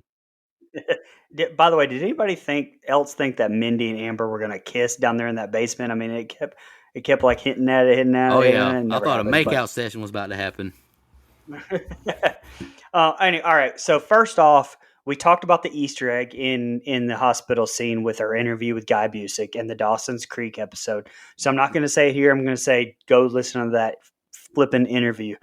But truthfully, it's not one that I caught at all. So also Richie being hit with the phone, being reminiscent of Billy hitting Stu with the phone in the first one. But I will say Nico said this in the instant reaction, and I do fully agree with him on this one. This scene doesn't work for me once you know who the Ghostface killers are. Honestly, on a bunch of different levels, like, first of all, she should have definitely, quote unquote, chose to save her sister over someone she's only known for 6 months. But okay, I kind of liked how she did say she was stalling. So, most of all, no way Amber is fighting Dewey. I mean, I'm sorry. Some people have issues with Dewey following the rules and then going back to shoot her in the head and still dying. But come on. I mean, these movies have definitely earned that, I think, over all this time. I don't mind Dewey dying. I just wish that it would have been handled a little bit differently, or at least had Richie be the one who did it. There's literally no reason for Richie to even be there. Plus even, since Scream 2 review, I'm still waiting on one of them to kill one of the Ghostface killers early on and then do like an early reveal, then just focus on, one the rest of the way if they're going to do two. But again, the Sam and Gail convo, I think would have been also a little bit more meaningful had there been a little bit more past with Sam and Dewey, I think, before this movie. And honestly, there's no bad group of scenes to me. There really isn't. I mean, there may be something I don't like in this group. I just touched on the problems I thought with the hospital scene. But then bam, like it just makes up for it with this party. And fucking Stu Macher's house. Like, so many Easter eggs with a dedication to Wes in the movie, who is named Wes, so that we can have a figurative dedication to Wes in the literal dedication to Wes movie. Fucking brilliant. So many ex-cast members who voiced to Wes, from the franchise that was used during this toast.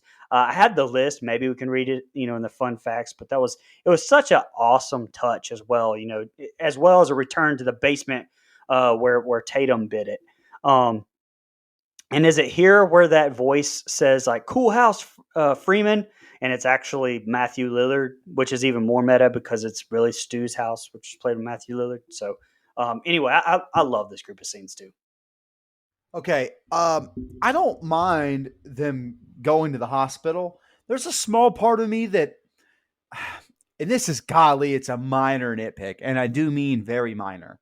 But we already saw Tara get attacked once, and I'm not 1,000% sure we needed to see it again. However, that being said, once we get to the part where Ghostface is kind of behind her, walking and on the phone with Sam, making Sam pick, between her boyfriend and Tara, like that's fine, I guess.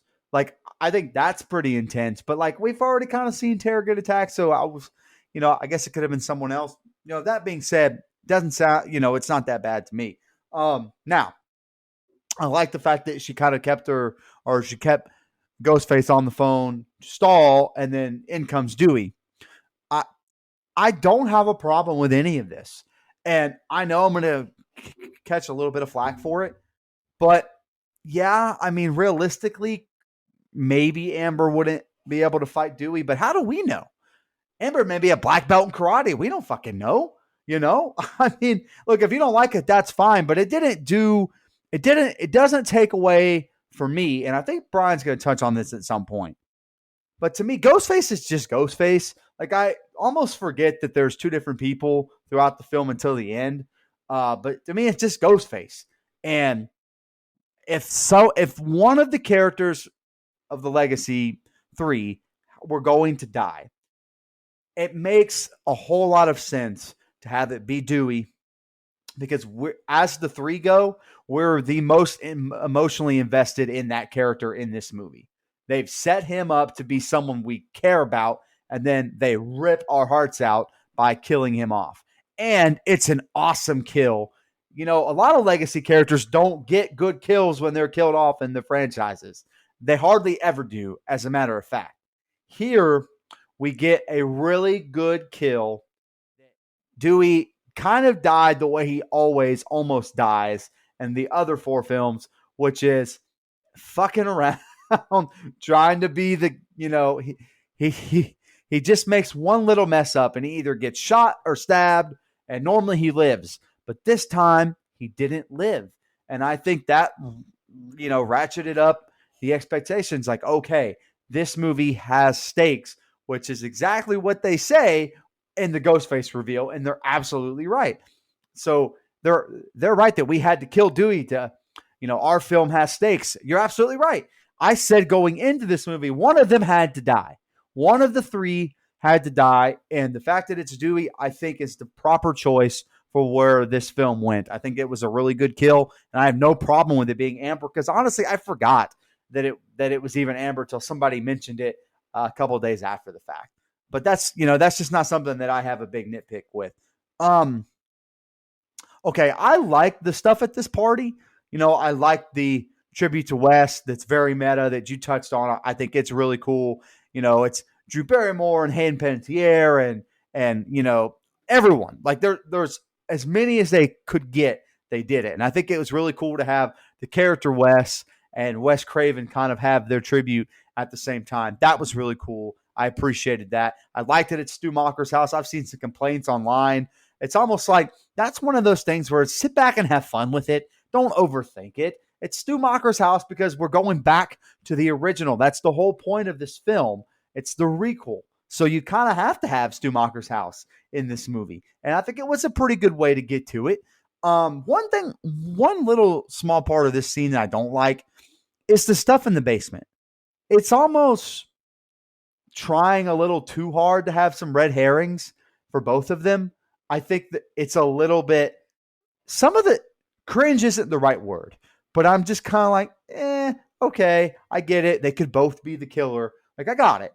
I just felt like it went on a little too long. I don't feel like just the back and forth. Like, I felt like it was the only scene in the film where people don't really talk like that to me, to each other. They were kind of like both being like, oh, it could be me. Like, I don't know. I just felt like it went on a little too long. But outside of that, I think all this other stuff is great.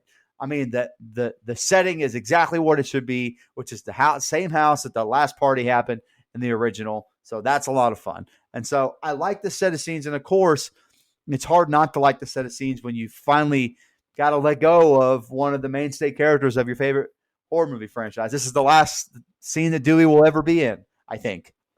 So, unless you just Halloween that shit and retcon everything. But I mean, and you're talking about Stu's house, and I kind of go into it a little bit more in this next thing, but you don't, and we do because we've seen Scream 50 bajillion times. But the way that they shoot this set of scenes, you don't really know that that's Stu's house yet. And that is so fucking cool, I think, because it actually gets a reveal later, which I think is great. All right, back to Gail and Sydney. After tonight, no more books, no more movies, no more Ghostface, Sydney says. My man Chad is down bad, texting Liv over and over, and goes outside to find her while Mindy watches Stab. Chad goes outside and gets a message from Find My Fam. He uses it to find Liv. He hears the bushes rustle and calls for her. He gets to where Liv's phone is and turns around and Ghostface is there. Chad is stabbed in the leg and he bashes Ghostface in the head. He hobbles away and hides on the other side of the house. He launches his phone so he can't be found with the GPS. Chad makes a run for it, but Ghostface appears from the shed and stabs him in his back and his gut repeatedly. Ghostface runs away as headlights appear. They all go inside to get the inhaler. The crowd cheers as they enter. Amber hugs Tara and tells her it's in her room. Amber yells out, "Party's over." Richie turns the lights on and tells them this is a murder target area and for them to get out. We see Mindy making out, but her partner has to leave. Richie walks into the room and asks if they have beer. She says it's in the basement. He asks if she'll come with him. She says no as they share a laugh. Liv jump scares Mindy as she plops down beside Mindy on the couch. Liv asks her if she's afraid of her. She says maybe her being too boring was the twist of being the killer. Liv snatches her snacks and tells her to enjoy the movie. Sydney says they've stopped and they realize where they've stopped at. Sydney calls Sam and says that's Stu Mocker's house and for them to leave. Mindy yells for Randy to turn around as Ghostface appears behind her. We hear some commotion and Sam bashes Ghostface with a lamp to help save Mindy. Amber runs in and asks what she did to her. Amber yells out, "One of you are the fucking killer." Liv has blood on her hands. She says it's Chad. "I'm not the fucking killer," Liv says, and Amber says, "I know," and shoots Liv, killing her. "Welcome to Act 3, she says. Richie and Sam make it into the basement. Richie says there's always two killers as Sam tries to get past him to go back upstairs to get Tara. She holds a knife to his face, and then he accuses Tara. "How well do you really know her?" She gets past him and runs upstairs. Gail and Sydney make it to the house, and they get guns. They hear screams, and Sydney asks if she's ready. Gail says, "Me? Never." Amber plays victim, but then shoots Gail in like her hip area. Sydney says to go to the hospital, but she says no. Do this for Dewey. Sydney goes into the house and calls out for anyone in the house to show themselves. She shoots the closet that she popped out from the first screen. Sam hears rumbling from a closet and opens it up. It's Tara all tied up. Sam hesitates. Sydney answers her phone as Ghostface. It's not Amber, it's the other Ghostface. She shoots into a closet and hits Richie in his leg. Ghostface appears from another room, and Sydney and Ghostface fall over the staircase to the floor below. Richie goes down the stairs, and Sam gets the gun. Richie now reveals that he's the other Ghostface when he stabs Sam in the side. He points the gun at Sydney as he pushes the blade in deeper. Richie reveals the inhaler and tells Sam he can't believe this worked. Sam says this isn't a fucking movie. Amber says time for the big finale. Richie pulls a knife out of her. Amber pulls Sydney into the kitchen, and Richie has Amber get Gail. "How can fandom be toxic?" he asks Sydney. He says based on actual events is how you make a great stab movie. Richie says Sam is the villain of this movie. Amber says the problem with Stab is there's no Michael Myers or Jason Voorhees. Amber met Richie in a Stab subreddit, and she's been obsessed since they bought this house. Stab wouldn't work without bringing back some legacy characters. Anyone can die in a requel. Sydney charges for a knife, but is stabbed by Amber. Richie says, "We can't let you live either. It would be ridiculous to survive so many times." And we got one more set of scenes, and that'll be the ending. Go ahead, Brian. Yeah, first of all, let me just say that that Chad walking out with the candlestick and some party goer going, "Oh, what's up, Colonel Mustard?" Bro, I died. Like, I don't know why that got the biggest laugh out of me, but God, that was fucking hilarious to me. Maybe it's just the dad joke in me. I don't know. But now, with that said, I probably cared the least about Chad. And this is Amber again, right? I think, but since Richie's in the car, yeah, I think it does have to be Amber. And to me, I think that's kind of ridiculous. Again, like what we should have done here, since we cared more about Mindy, is had her upstairs hooking up with that girl from the couch in that last scene, mirroring kind of Billy and Sydney's sex scene from the first one, and then had her be attacked because I don't buy Amber being able to take a shot to the face like Chad gave her. Plus, like all those people that were outside suddenly are nowhere to be found once they're outside. And how the hell did she even get in that garage? I don't know. It just didn't play out very well to me. And Mindy watching Stab 1 with the Randy scene and the killer being behind both of them is what I was talking about earlier, with it just being, that was just too much on the nose for me. It didn't play for me, and that's okay. Like, not everything will, but that's the one that kind of hit me a little bit like, meh. But like I talked about in that last set of scenes, the reveal that is Stu Mocker's house, by Sydney and Gail was phenomenal to me. Like, I loved it. After all this time, I honestly didn't realize that Stu Mocker's house had become and is like a character itself. Like, just by this scene alone, like, and them pulling up and hearing screams. Sounds about right. So badass. And I thought, and just the moment we take to pan on the house as Sydney is about to walk in, phenomenal. Now Sydney just randomly shooting closets. I was like, damn girl, like you could have just unloaded on Tara or a good guy, but I get it. And honestly, until Nico just said shot the closet where Sydney hid in the first one, never caught that ever. Like until he just said that, I was like, oh shit, man, I need to up my score even more because of this shit. Like it's just Easter eggs all in this thing. But since we're at the reveal, and Mike kind of touched on it, that yeah, I was gonna kind of like touch on the Ghostface thing a little bit. I'll go ahead and say it. And we talked about this some earlier amongst ourselves, and I know at least Dustin doesn't agree. But personally, and maybe it's because of all the Who Done It movies, I just personally think that it's evolved past who the killer is for me. I don't care who the killer is personally. Now, it's about the story now. Like I don't see the movie as quote like without the Ghostface reveal it's just mindless kills on screen. Like I see this movie, as is a lot of good character development, really good story about how you deal with trauma, how different people deal with trauma, as well as meta commentary on real life fandom. Like the killer reveals in these Scream movies have affected me in the past, but this one and Scream 4, I felt like the story was so good the killer reveals didn't matter truthfully. But again, that's just my opinion. Go ahead, Mike. Yeah. So, we kind of touched on the legacy characters and then kind of needed to take a little bit of a step back, as Brian mentioned here. And I kind of agree with that, but I do like that they're in the final act, that they're not just background characters. I feel like they're needed to kind of solve this Ghostface thing, because without them, you don't, you just don't get, the nostalgic feeling that I want. You don't get it. So I, I agree with you. I don't necessarily care about Chad, but I was interested the first time to see if they were going to kill him off, or how that was going to end up, because sometimes in a horror movie you get characters that are just on screen to die, but I don't feel you get that in the Scream franchise. I feel like at least the characters always have something to do. And so even with Chad, I'm kind of like, I wonder if that's where they're going to go.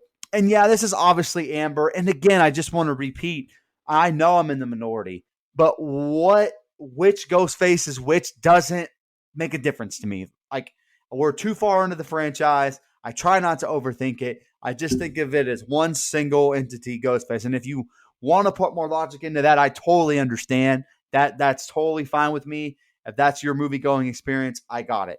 But I thought it was a really good, well shot, well lit Ghostface attack. I thought it was pretty good. And I think if Chad died, it may have had more stakes. But we'll get to that. And all this, we're back to everyone's accusing each other. Everyone's accusing each other. I like the suddenness of the decision for Amber to go, I know, bam, blows her head off. I like that. I think it's good. Oh, Like I love that kill. I had that too. Like her being shot. It was easy, but dude, it was so sudden. And I was like, oh shit, that's awesome. Yeah. And again, she wasn't, pussyfooting around out here. She's like, you know what? Fuck it. I'm Ghostface. What the fuck are you going to do about it? And so that to me, seeing the kind of Ghostface that Amber was, the kind of viciousness in which she approached the situation, to me, none of the kills that were her bother me. Maybe that's why. If she would have gotten into this reveal and been a chicken shit, then I would have understood the complaints a little more. But I think just, you know what? Shoots her right in the head. All right, now we have one of our Ghostface revealed. And I like all this. This is, to me, the closest thing we get to the quote-unquote chase scene. And I like that Amber kind of comes out like she's been stabbed. And Sydney and Gail are like, I don't know about this shit. And Amber, yet again, it's just like, you know what? Why am I doing this? Shoots one. Tries to say, fuck it. You need to be dead anyway. So I like all that. Like, I think I don't necessarily love Amber as a reveal, but I do think she's a pretty vicious Ghostface. Like, I'm okay with her being one of the Ghostface. She's still better than Roman. Anyway, we need to do a ranking the Ghostface episode because I have a lot to say. I have a lot to say about that. But anyway, so I like all this chase, not chase scene, this kind of doubt that Richie let. It even kind of got me because to me, it was so obvious that it was Richie that I started to second guess myself on, are they going to actually do it? Like, is it going to be, maybe it's Stu Macher like we all joked about. There's a small part of me that wanted to be Stu so bad so I could see Nico's reaction. I was begging for them to have the balls to have it be Stu just so I could see how Nico would react. Nico might have walked out of the theater if Stu were the Ghostface. But, having the little bit of doubt that maybe it is Tara, which doesn't make sense, by the way. She literally got it. Now, she didn't die, and we've seen that in in Scream 4 where the Ghostfaces kind of, quote-unquote, attack each other, one of those things. So that was still that little seed of doubt. I was like, okay, I like that. And I liked that came back into play later. I like the reveal of Richie, though. I think it's very subtle. It's very, just kind of, it's the opposite of Amber. And I think it kind of worked. He just kind of, boom, stabs her in the stomach. And while I'm not a big fan of the choice, which is weird because this is exactly what I would have done in Scream 2 and had it be Sydney's boyfriend again, just to give the middle finger to everyone that didn't think they would do it back-to-back movies. But here, it's fine. It's definitely not the best reveal we've seen, but they talked throughout the entire film, going back to the original. This is a requel. We have to go back to the original, and they did exactly that. It was the love interest of the main character, which is Sam. I really do appreciate all of this real life meta stuff where they met up on Reddit. They met in threads, and they're big stab fanatics, and why their movie has to be, that there hasn't been a good stab movie since the original. How many times have we heard that within the Halloween community? Hasn't been a good Halloween movie since 1978. Well, that's bullshit. And I'm sure it's bullshit about Stab, sure there's some other good Stabs in there somewhere. And there's other good Halloweens. And, Nico's the opposite, but there's a lot of people that say everything past the first Friday the 13th sucks. I've seen that, and that would mean none of the Jason movies are good. Come on, that's ridiculous. So, you see that kind of fandom within the horror community. And so I thought it was really good to touch on that. And real quick, I know they talked about the movie having stakes and how I kind of agreed with that in this real life thing. So it's interesting to see my own kind of, maybe a little bit of my own toxic fandom where it's like, hey, will you kill one of these fucking main characters, please? Will one of you die finally? I kind of see it in myself. And so part of my rants lately have just been like, I need to take a step back and try to be the least like these two people that I possibly can be. It's why I thought Texas Chainsaw was pretty fun, and I think this one is as well. Are these the two best Ghostface reveals? No. I think that would clearly go to number 1 or 4, but I don't think they're as bad as people thought they were. I just thought that one was a little obvious. And I like all the stuff that we're about to get here, so I'll save it. But yeah, go ahead. All right, here's the ending. Get Tara out and time to start staging the bodies. Richie calls Sam stupid for not listening to Dewey. Tara isn't in the closet. She was untied. Richie's phone rings and Amber is attacked by Tara with a crutch. Sam charges and attacks Richie. She bites his arm and runs away. Amber slams Tara into the wall and throws her on the ground. Sydney trips Amber and Gail grabs her arm as Sydney bashes her in the face with a glass container of hand sanitizer. Amber begs for mercy, then says Dewey died like a pussy. Uncalled for, Amber. Richie follows a blood trail to Sam. Amber is choking Gail now, then she gets headbutted. She kicks Amber into the stove, who turns on the burners. Gail shoots Amber now, and she falls into the fire, instantly becoming ablaze from all the hand sanitizer on her. Enjoy that torch, Gail says. Sam jumps out of closet and attacks Richie. He says to stop fucking up my ending as he slams her into a wall. Sam crawls away and they stumble down the stairs. Richie is standing over her and she sees Billy in the mirror, who looks towards these umbrellas. Sam introduces a new rule: never fuck with the daughter of a serial killer. She stabs him through his cheeks and then stabs him repeatedly in the chest. He yells out, "Wait, what about my ending?"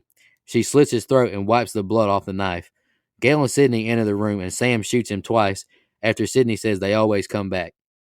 Amber now charges after them with a knife, but Tara shoots her, killing her. "I still prefer the Babadook," she says. Tara and Sam hug. Mindy is carted off in an ambulance, still alive. Sam embraces Tara, who asks to be taken to a different hospital. Sam walks up to Gail and Sydney and thanks them both. "I'll survive," Sydney says. She checks on Gail and says she knows what she'll write about. A good man who was once sheriff. Sam asks them a weird question. "Will I be okay?" "Eventually," Sydney says. Sam sees Billy in the reflection of the car door's glass. Sam boards the ambulance with Tara. We get a panning away shot of the house as a reporter talks on what happened 25 years ago in the final chapter closed tonight.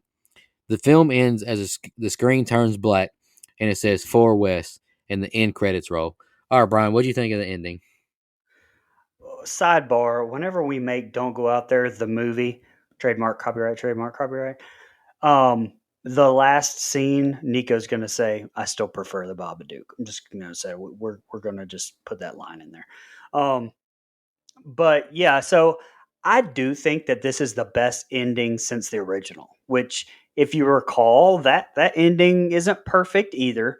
Some nitpicks here about this one. That I just, like, it's the overpowered or underpowered Amber. Like, this tough Amber can beat up guys, but can't take a half powered, like, handicapped Tara hardly. And I don't know. I'm perfectly fine with Sam seeing Billy, but showing up while she's looking for the knife, I thought was a little much. Like, I think her just seeing him in the puddle at the end would have been the best. And obviously what we saw of him earlier. That was the only part of Billy showing up. I was like, man, I didn't really care for a whole lot. And I did not at all like Amber coming back again after she had already been burned. I kind of feel like that's been overdone, especially in this franchise. But positives, I do love Amber's death. Her first death when she gets set on fire. I definitely would have been mad had Gail not gotten to do her in. So I'm really glad that Gail got to do that. I really love Richie's death too. Actually, Richie's is probably my second favorite death of everybody's. I thought that was very well done. And just because I think it's cool, just a couple of things like, both like Chad and Mindy surviving kind of parallels the injuries that Dewey and Randy's had from the first Ghostface in the original Scream. The way Chad is shown in the ambulance is actually similar to the way Dewey got loaded up in the ambulance at the end of the original. While Mindy is stabbed in the upper right of her body, which is the same spot as her uncle Randy is shot by Billy Loomis. And also, just because I'm a graphics nerd, the film's end credits font is the same one used in the first 3 movies, which I personally missed in Scream 4. So go ahead, Mike. Yeah, okay. Hit and miss on the ending for me, because while again, we know we know who the Ghostface are, and I think that's fine. And I kind of, again, I like their reasoning. So, they're going to, stage all the bodies. And I love the interaction between Amber, Gail, Sydney here that we get. The cold killer line of Amber telling Gail that Dewey went out like a pussy is some shit right there. But like, all that is something. And again, that all that, the pass the torch thing and the hand sanitizer and Amber burning alive, I think it's an interesting kill for a Scream movie. It's not something we've seen before. So I think maybe that's why I don't hate it that much. You got to try new stuff sometimes. And you guys know how I feel about all the other kills in every Scream. It's pretty much stabs to the face, stabs to the back, stabs to the ass, stabs to the dick, whatever. Just stabs all the time. Hence why the film within the film is called Stab. And so to see someone die in a different way was fine if they left it there. They didn't. They had the fake out and burned Amber coming back as the fake out. To me, took me out of that scene a little bit. That was a little too far even for me, who can suspend his disbelief. Now, I laughed because it looked ridiculous, but it did take me out of it a little bit, not going to lie. I love, and I do mean love, this final scene here with Richie and Sam. I think, he thought he was so smart the whole time, and he really wasn't. And just the ruthlessness that Sam unloads on him with the stabs is crazy. She kind of channeled her inner Billy Loomis here by just unloading with the knife, especially that stab to the face and the slit across the throat. So I thought that was a good interaction as well. And you had the three final women here, really good choices. Like the fourth final woman, because Tara's still around and she's the one that actually ends Amber, which is also fitting considering that was her best friend, that was trying to kill her and her family and stuff. So I thought that was good. I like all the stuff, post house party, with the ambulance and stuff. It mirrors the first one, like you mentioned, Brian. Mostly all of it, actually. And I think the line, "Am I going to be okay?" will get me to something we're going to talk about here at the end of where this franchise could be headed. But for the most part, I thought the ending was hit and miss, because I don't necessarily think the Amber thing, the way they killed off Amber kind of took me out of the ending.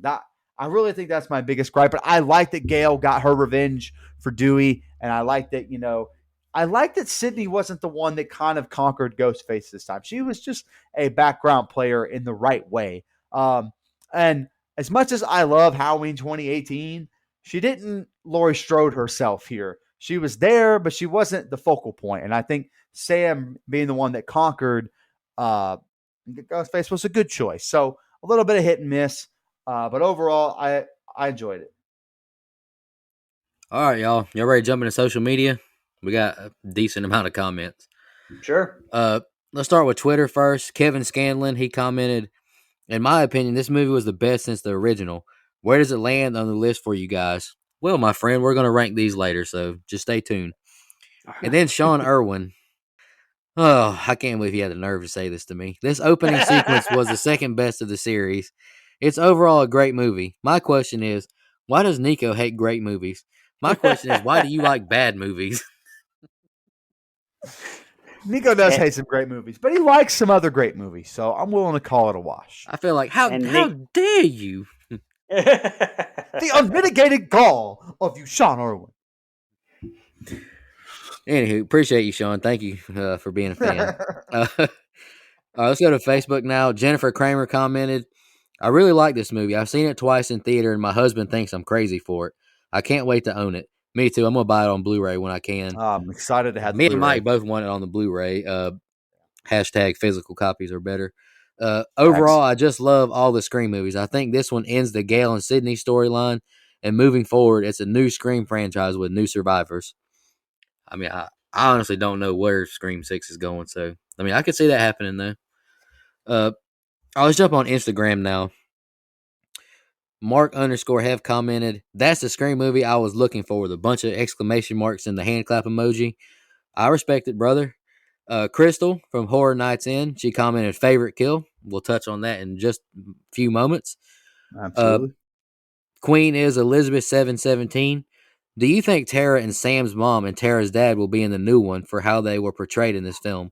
I see them making this a trilogy, and curious on your guys' thoughts on what could entail." Maybe Yeah. at least Tara's dad. Maybe. I don't know. I don't know where either, where they're going honestly. to go with it. sorry, Queen Elizabeth. I wish I could don't answer know. that a little bit better. It's a I've great got where I question. want them to go with it, but I don't know if they really will. Yeah, we will talk about where we think they're going to go with it. All right. Alex1 commented, "You could easily rip on many aspects of this movie, and by golly, do I really want to. But it's not worth the effort because it's just too much of a good time. I don't remember the last time I had so much fun in the theater. I was jumping and squirming in my seat, hollering and laughing at every stab and scare. And damn it, it felt good to have those natural, visceral reactions. The filmmakers did well by not straying far from the patented Scream formula. Wes would have been proud of their effort. I think Wes would be proud of this as well. I think Wes would be I very agree. proud of this. All right, here's a controversial take. J-Man5765 commented, Netflix Leatherface greater than Scream 5, but it was nostalgic. Buddy, Woof. that's a tough take. I mean, everyone's got an opinion. You know? All right, the last one we have is Fairy Chick. Can't wait for this one. I thought it was great. Humor took me right back to the first movie. One particular scene should not have happened, but it is what it is with the crying emoji. I think I know where you're going with that. I have a feeling we're talking about Sir Dewey, and I'm going to disagree with you slightly. I think it should have happened. I think that's a big disagreement, Mike, not just slightly. Yeah. What's all? Hey, with all due respect.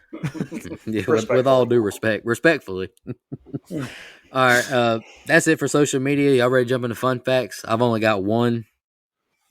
I've got I'll go ahead. You may just go do it real quick, Brian. All right. David Arquette, who is a certified Bob Ross painting instructor, taught several of the cast members how to paint like the legendary artist during filming breaks. Iconic. That's the only fun fact I got. Yeah, so like I said, I got a few. In September 2020, it was announced Jack Quaid from The Boys was at. By the way, I love The Boys. I love that show. But was added to the cast of the film. Coincidentally, his mother Meg Ryan was referenced in the original Scream when Dewey tells Sidney that he sees her as a young Meg Ryan. Also, I put this in here just because we've been on such a Samara Weaving kick lately. She was actually approached to be in the film, but was unfortunately unavailable due to scheduling conflicts with 9 Perfect Strangers. The second Scream to feature Dewey's home being in a mobile trailer after Scream 3. Scream 3, yeah. Yep, and the last thing I want to touch on, I mean, I could get into all the guest stars that recorded ADR for the Wes Craven tribute, but it's too many. Just go look it up. But I will say the character names in Judy's phone are Leroy from The People Under the Stairs, Nancy T, who is Heather Langenkamp's character in Elm Street, Tina G, who is Amanda Wiss's character in Elm Street, and then B. Adams, which is Brandon Adams, who played a fool in The People Under the Stairs as well. So I thought that was really cool. Also, if you really want some behind-the-scenes fun facts, right literally as we're recording this, I'm sure you could go back on Twitter and find it, but Guy Busick and James Vanderbilt and the producers are all doing a Scream watch-along right now, and some of the actors, and they're giving some behind-the-scenes tidbits, hashtag Scream Watch Party on Twitter. You can go and read what they're saying, but they're giving out a lot of kind of behind-the-scenes scoops that would be considered as fun facts. You know, just kind of scrolling while we were recording, I found some cool stuff. I'm not going to read them because there's a lot, but I'm going to recommend that you go to Guy Busick's Twitter, and he's revealing a lot of the stuff of, you know, stuff that was written for certain characters, but ended up with, you know, with different ones and stuff like that. So highly recommend you go read his Twitter timeline. All right, let's talk about money. Nico's favorite thing. The budget for this movie was $24 million. Don't look at me like that. The budget for this film was $24 million, and just the box office, because, you know, it hasn't been out long enough to do everything yet. But the box office, $138 million, which is the exact reason why it's getting a sequel, as we all kind of thought that it may. This movie, unfortunately, and I'm glad that Scream 4 is finding its footing, and it's kind of a sleeper, if you will. Not a cult classic, because that's not true, but I do think it has more appreciation now than it did when it first came out, that's for sure. But really quick, it's not a cult classic yet, but it will get there. This movie made as much money in the opening weekend as Scream 4 did during its theatrical run, if I'm not mistaken. Wow. So that's a little bit of a toughie. Wow. Hey, which is BS, because Scream 4 rocks. I just think after COVID, people were just ready to go see some movies, honestly. It was a rough couple years, stuck in the house. Let's jump into our favorite kill, least favorite kill, and the rating. Who wants to go first? Or y'all going to make me go first? Or it was because it was Scream and everybody was looking forward to it. That's true too. It was Scream. So and everybody's looking forward to it. It's a beloved franchise. Yeah. It's definitely a little bit of both. Nico, why don't you go first? You haven't talked as much as we have. All right, I'll go first. Just going to throw Oh this no. disclaimer out, Mr. Guy Busick, if you listen. Um, Please don't unfollow me on Twitter, but I'm going to be honest with my opinions. Favorite kill, I chose Dewey. I have a huge issue with the ghost face in this kill, but I will give the filmmakers credit that it was shot incredibly well. The dim hallway looked great, and I love the movement of Ghostface as she pulled the knives out and just walked and hovered his body, and then you saw Gail was the one calling him, and it was Gail's phone call that distracted Dewey, which got him killed. I love the scene, love the kill. Least favorite kill, uh, Dewey's partner, Judy. She's a legacy character, a newly appointed sheriff who foolishly just runs to her front porch. Judy, I have no problem with her dying in this movie, but she was written to look very dumb and unprepared for Ghostface. I mean, she knew he was there. And me and Patrick talked about this on Instagram, and he actually agreed with me, so I appreciate that. But all right, here's my thoughts, and bear with me, or you can just fast forward them if you don't listen. It's cool. I've watched this movie a total of 3 times now, twice since its digital release. I had an absolute blast chatting with the co-writer of the film, Guy Busick. I think he did a great job creating a requel. The movie is well shot and looks great. Thank goodness that lighting effect from 4 is gone, because I know Mike hates it, and I think we all kind of hate it, whatever the hell they had going on with 4. The upped gore in this movie compared to the others was a welcome sight. The legacy characters are good, but I must say David and Jenna Ortega steal the show for me. Incredible emotional portrayals by both of them. Arquette gives his best acting job I've ever seen him in this film. He's just locked into this character and the arc, and I love it. The scene where Gail sees Dewey cart out of the hospital is truly touching, and it gave me chills. Like we talked about that a lot in our reaction. The opening scene is my second favorite in the franchise, obviously because the first one has probably the greatest opening in general. I'll just say in general. I say very damn of all time in any film genre. Yeah, Absolutely. in general. Ortega acts her behind off and does fantastic recreating Drew Barrymore's iconic scene. Also, Roger L. Jackson is amazing, as to be expected, and I loved and appreciated the 4 West honoring him at the end. My cons now. I hope Brian and Mike don't hate me, but I've got a little bit I'm written fast here. forwarding you. I'm fast forwarding you. Hey, Right just now. mute me, Brian, right now. My cons now. Starting us off, not a fan of the name Scream. Sorry. Halloween calling itself Halloween was dumb, and Scream calling Scream is dumb. I don't think the whole calling it a requel is a good enough reason to not call it Scream 5. Well established, I'm not a huge fan of the franchise after the first one. I feel like this franchise has backed itself into a corner with revolving around the legacy characters. It's very difficult to come with a good, believable story to justify these ghost face attacks on the same people. I think Melissa is just okay, honestly, and none of the other new cast members do anything for me. Jack doesn't have the darkness of a Billy Loomis or the charming insanity of Matthew Lillard. I don't like this Billy Loomis aspect of the film. It's a nice callback to bring him back, but it doesn't work for me. Serial killer, we all go mad a little sometimes. Billy is helping Sam, who's on Sydney's team, basically. I'm not a fan of this ending at all. I'm tired of killers whose only goal is to kill Sydney and Gail dicking around talking instead of killing. The whole dialogue of the significance of this movie is just tired to me at this point. We get to Stu's house at the 1 hour, 14-minute mark, meaning we're here for 40 minutes. The ghost face reveals were predictable and not good. Like I said in our reaction show, Amber as Ghostface I have a big problem with. If you Google her height, she's 5'2", and Dewey is 5'10", yet they look the same height in his death scene. She's not overpowering these people. The last con is it really bothers me seeing Sam at the end just walking around like she didn't just get this awful stab wound. And Sydney and Gail seem perfectly okay as well too with no injuries. Anywho, I'm done now. I think this movie is enjoyable for what it is. I appreciated the added gore, the killing off of a major character, and a great opening scene. However, it's still middle of the pack in this franchise. I gave it a 6. Mr. Guy Busick, if you listen, don't take that personally. I'm just not the diehard Scream fan, and I think you did a great job.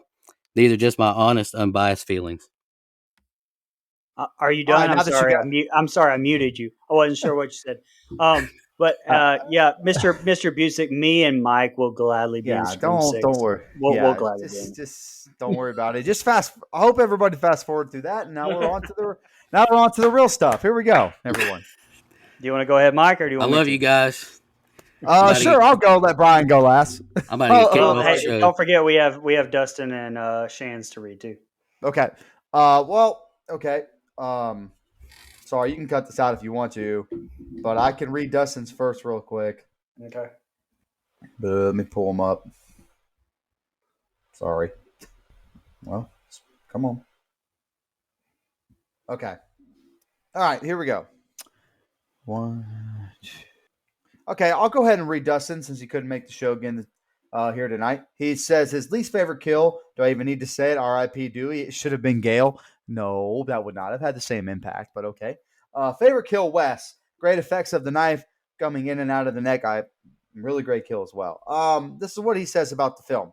I love the breath of fresh air that was pumped into the Scream franchise's lungs. However, I do have my issues. Namely that I think Richie was one of the more enjoyable characters in the movie. Side note, that's Meg Ryan, Dennis Quaid's son. That's dope.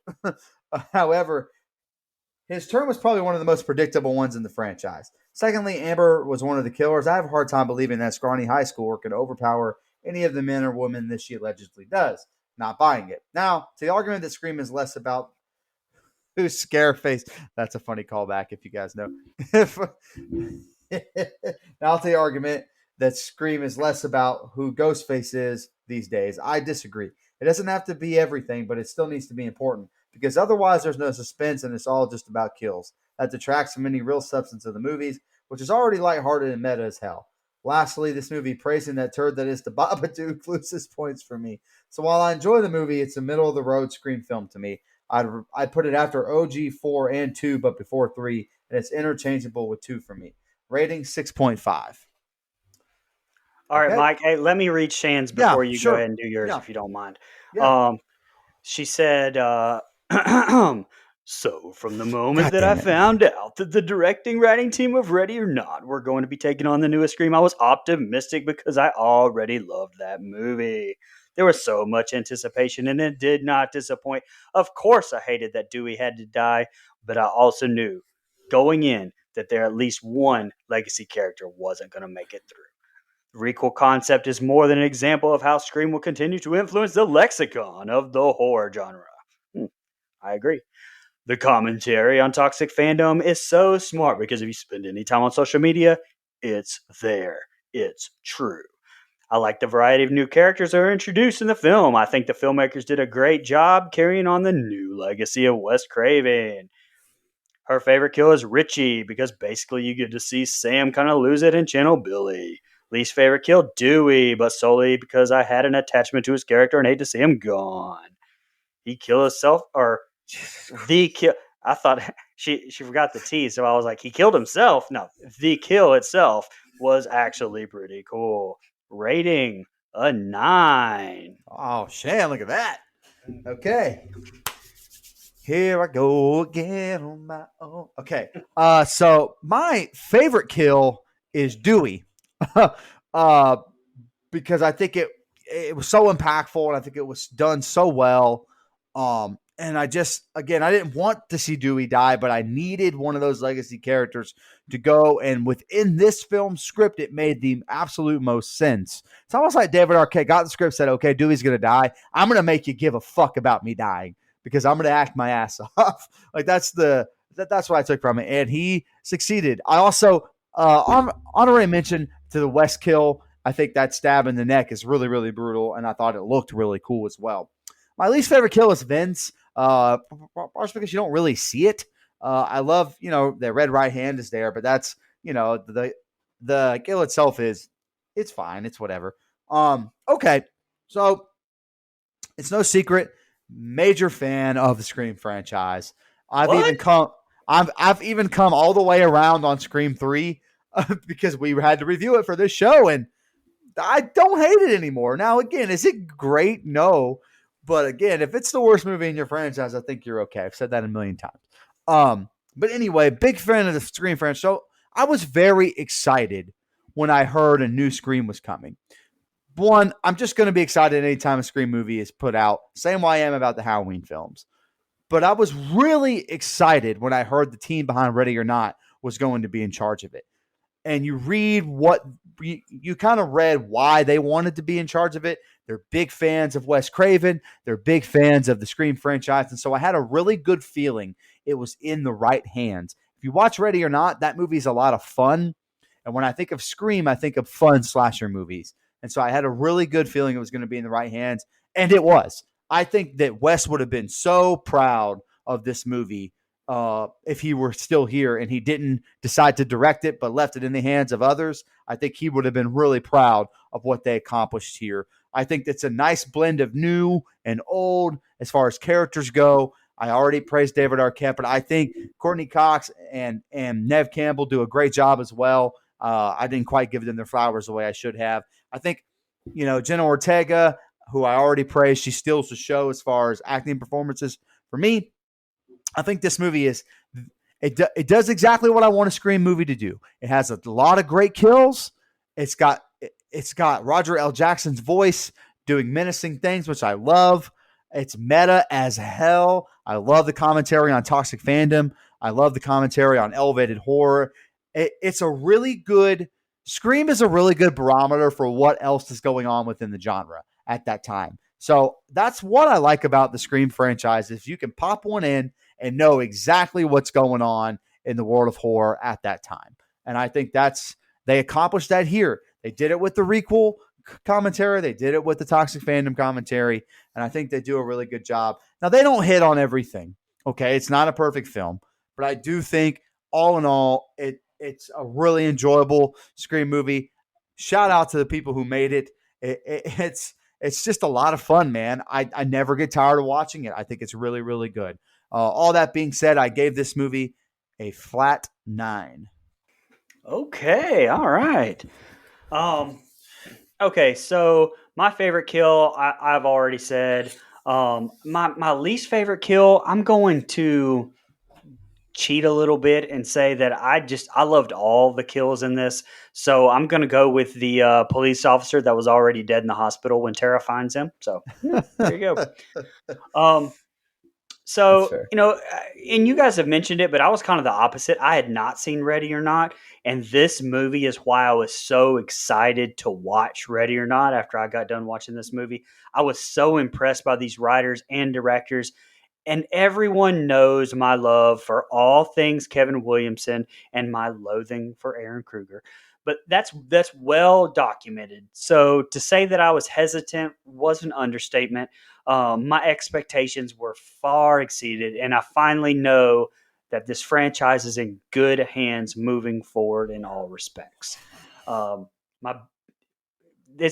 me, it's the best kills in the franchise, and it's not even really even close.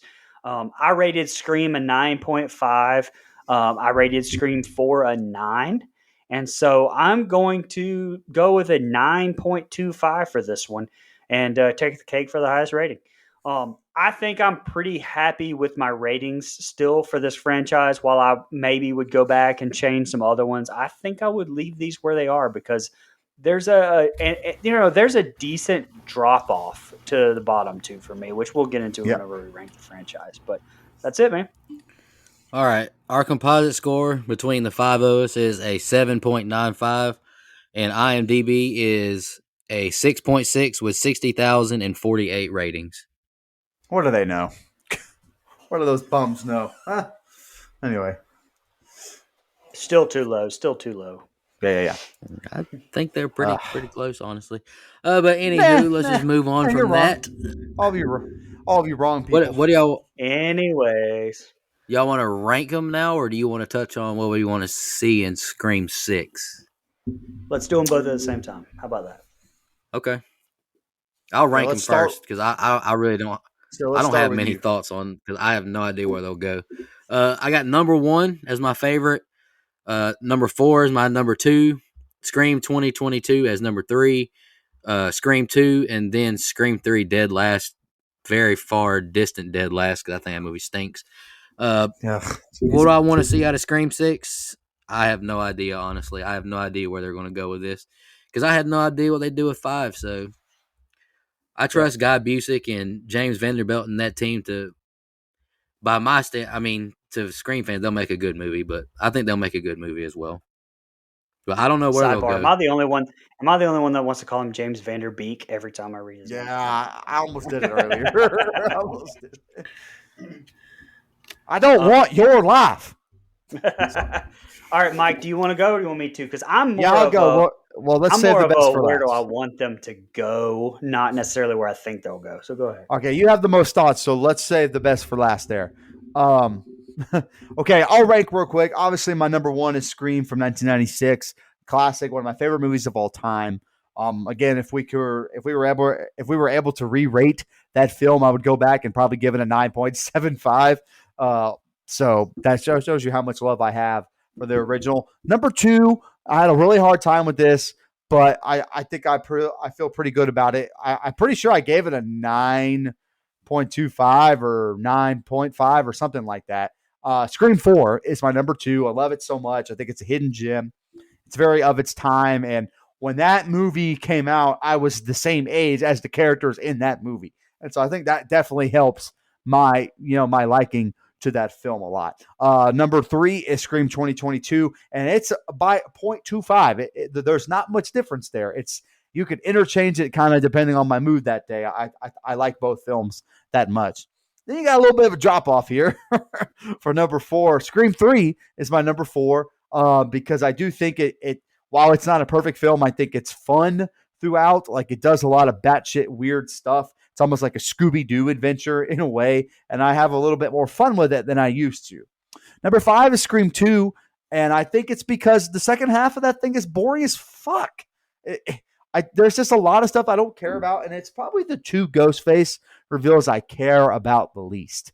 And that, to me, Scream 2, that was when the Ghostface reveals still mattered to me. And so Agreed. I don't think they stuck the landing on that. So I think that's why. As far as what I want to see from Scream 6, I just want to see more meta fun, man. I want to see commentary on the horror genre, as they're writing it, which right now isn't too different from what they've already wrote, but I think you can expand more on requels or franchise. You could always make fun of yourself for being in that line of old franchises that are coming back again. Halloween, got Chucky, you've got Texas Chainsaw. Like, all those movies are kind of reemerging again after they went away for a while, and it was all ghost and all that kind of horror, and then psychological horror or elevated horror, whatever. You commented on that. Now you can kind of comment on the genre you're in, because they're all kind of coming back. I think that would be something fun. As far as character direction, making Sam a Ghostface would be too obvious to me. So I'm not quite sure what they're going to do with that. But if they went that direction, I wouldn't be hurt by it, especially because, again, if we're going to get some more of this Billy Loomis over the shoulder thing, then I think that could be a direction you go. I'm going to disagree with one of our fine listeners who mentioned earlier, I think this is the end of the Gail Sydney arc. And I know Brian kind of feels the same way. I think you have to bring them in a little. You can fade them out a little bit more each time. I'm fine with that. But I think they have a place within the film somewhere, somehow, as a way to connect the dots. I think once you go away from them completely, you might as well restart from the very beginning, or just a whole new thing away from all this. But I think as long as you keep that same plot line throughout, then I think that's probably your best bet by keeping them involved. So that's pretty much all. Now, what I think they're going to do, I don't know. I'm not even sure they know what they want to do yet. So that makes it exciting for me. Brian, after you go, I just want to ask y'all a question. That's all. Okay. All right. So this is what I want to see with Scream 6. And, look, I'm not a writer. Guy Busick and them are geniuses, because I didn't know, like you said, where they were going to go with Scream 5, and they blew me away. So I'm sure whatever they write is going to be great. This is just what my stupid podcast mind came up with. So who loves Scream? So I obviously, like you said, I want to move on from Sydney and Gail. I like how in Scream 3, with Sydney anyway, they didn't use her a ton. They focused a lot more on Gail and Dewey.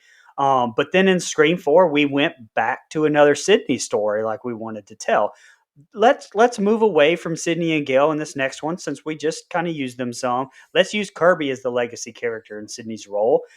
Maybe not even show Sydney at all, but let's have it end on maybe a cliffhanger of someone looking in Sydney and Mark's window, and that way we get our Sydney fix. Because let's face it, we all know that it probably needs to move on from Sydney and Gail. And yet, like Mike mentioned, if they aren't in it, the uproar it's going to have. It's going to be crazy. A story centered around these people in the winter, maybe even at a ski lodge, because why not? We've not seen anything like that in Scream movies. Have Kirby involved, like I said, as the legacy character, and let's further Sam's internal struggles. Let's see things progress a little bit more. And hey, like we said in the interview, if you need some podcasters for Scream 6, we know some people. Y'all can kill me off if you want to in that movie. You want to rank yours real quick, Brian?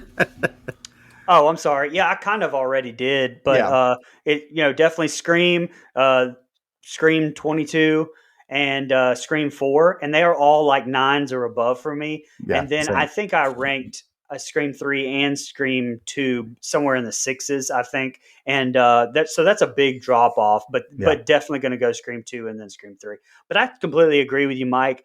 I do enjoy 3 more than I used to, but and 2 just has this a bigger, and I talked about it in our Scream review, a bigger nostalgic pull for me, seeing it in the theater and all that stuff. So the only question I was going to ask was, me and Austin Graham, former legendary blood donor, he was on our platform episode.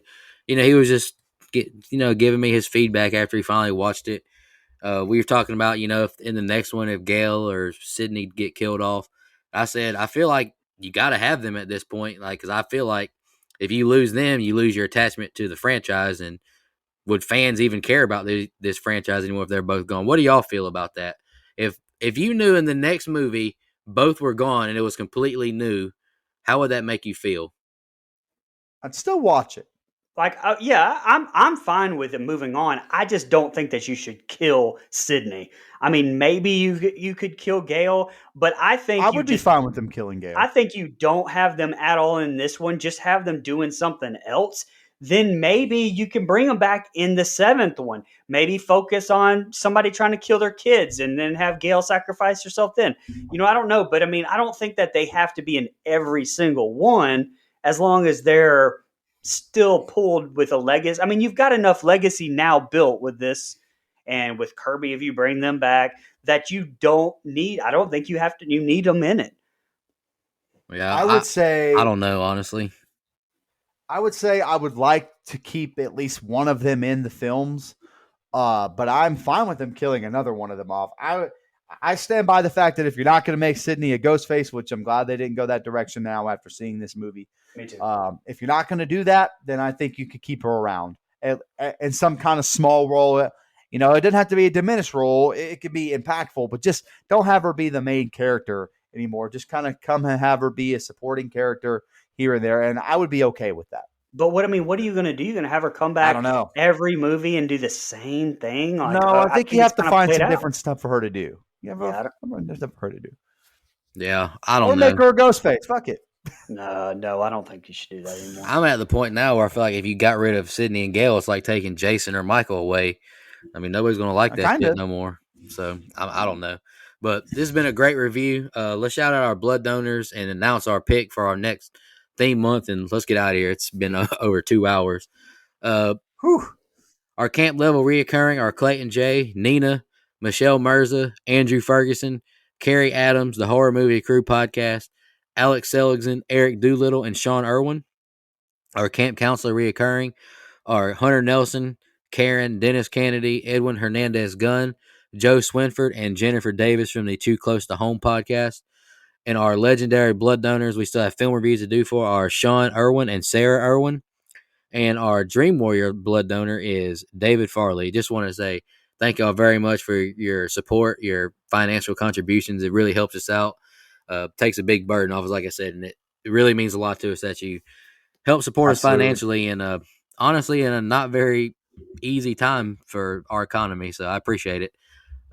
next month we're starting home invasion themed month, and it's Brian's pick. Go ahead and announce your pick real quick, Brian.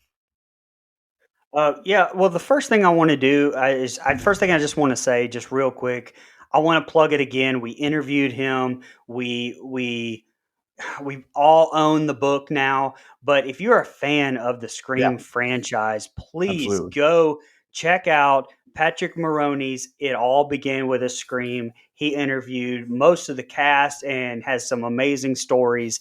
And he's an amazing guy. Go support him. Absolutely. Giveaway. As far as next, oh yeah, that's right. Stay tuned. And, We're doing a giveaway. hey, 2 books whenever the digital or the Blu-ray releases. So like April 5th, I believe. April Another 4th or 5th. Yeah. Yep. Another giveaway coming, so Hey. stay tuned. But hey, don't wait for that. Go ahead and just go buy the book now, and we'll give it away to some other people that need it. You need to go read it before we give it away. All right, so next week I am picking 2013's the year of the Florida State's last national title, but 2013's Ethan Hawke led, Lena Headey, The Purge, and I've got some thoughts on this one. Same. My only thoughts right now are go Knowles. Good times. Just want to thank all our fans and listeners. Really appreciate all support. Y'all go check out our interview we just dropped with Guy Busick, one of the co-writers of Scream 22 and Ready or Not. If you listen, Guy, I hope you didn't take what I said personal. It's not, I promise. Had a 1 year interview was DGOT Nico. It's at DGOT Nico. Hey, we all text as we were interviewing Guy. Your interview was incredible. Just listening to you talk was an honor and a privilege for me. I'm just not the biggest Scream franchise fan. I'm more of a Saw guy. Right. But that's just me. We got 2 guys on the show who love Scream, so we all have different tastes. That's and true. We're all cordial with each other, and that's kind of what this movie touched on, is being cordial with each other with what we like. Appreciate all the support. Y'all have a good one. Hey, by the way, no, with Cloverfield, you guys are not cordial. Second Fuck of all, Cloverfield.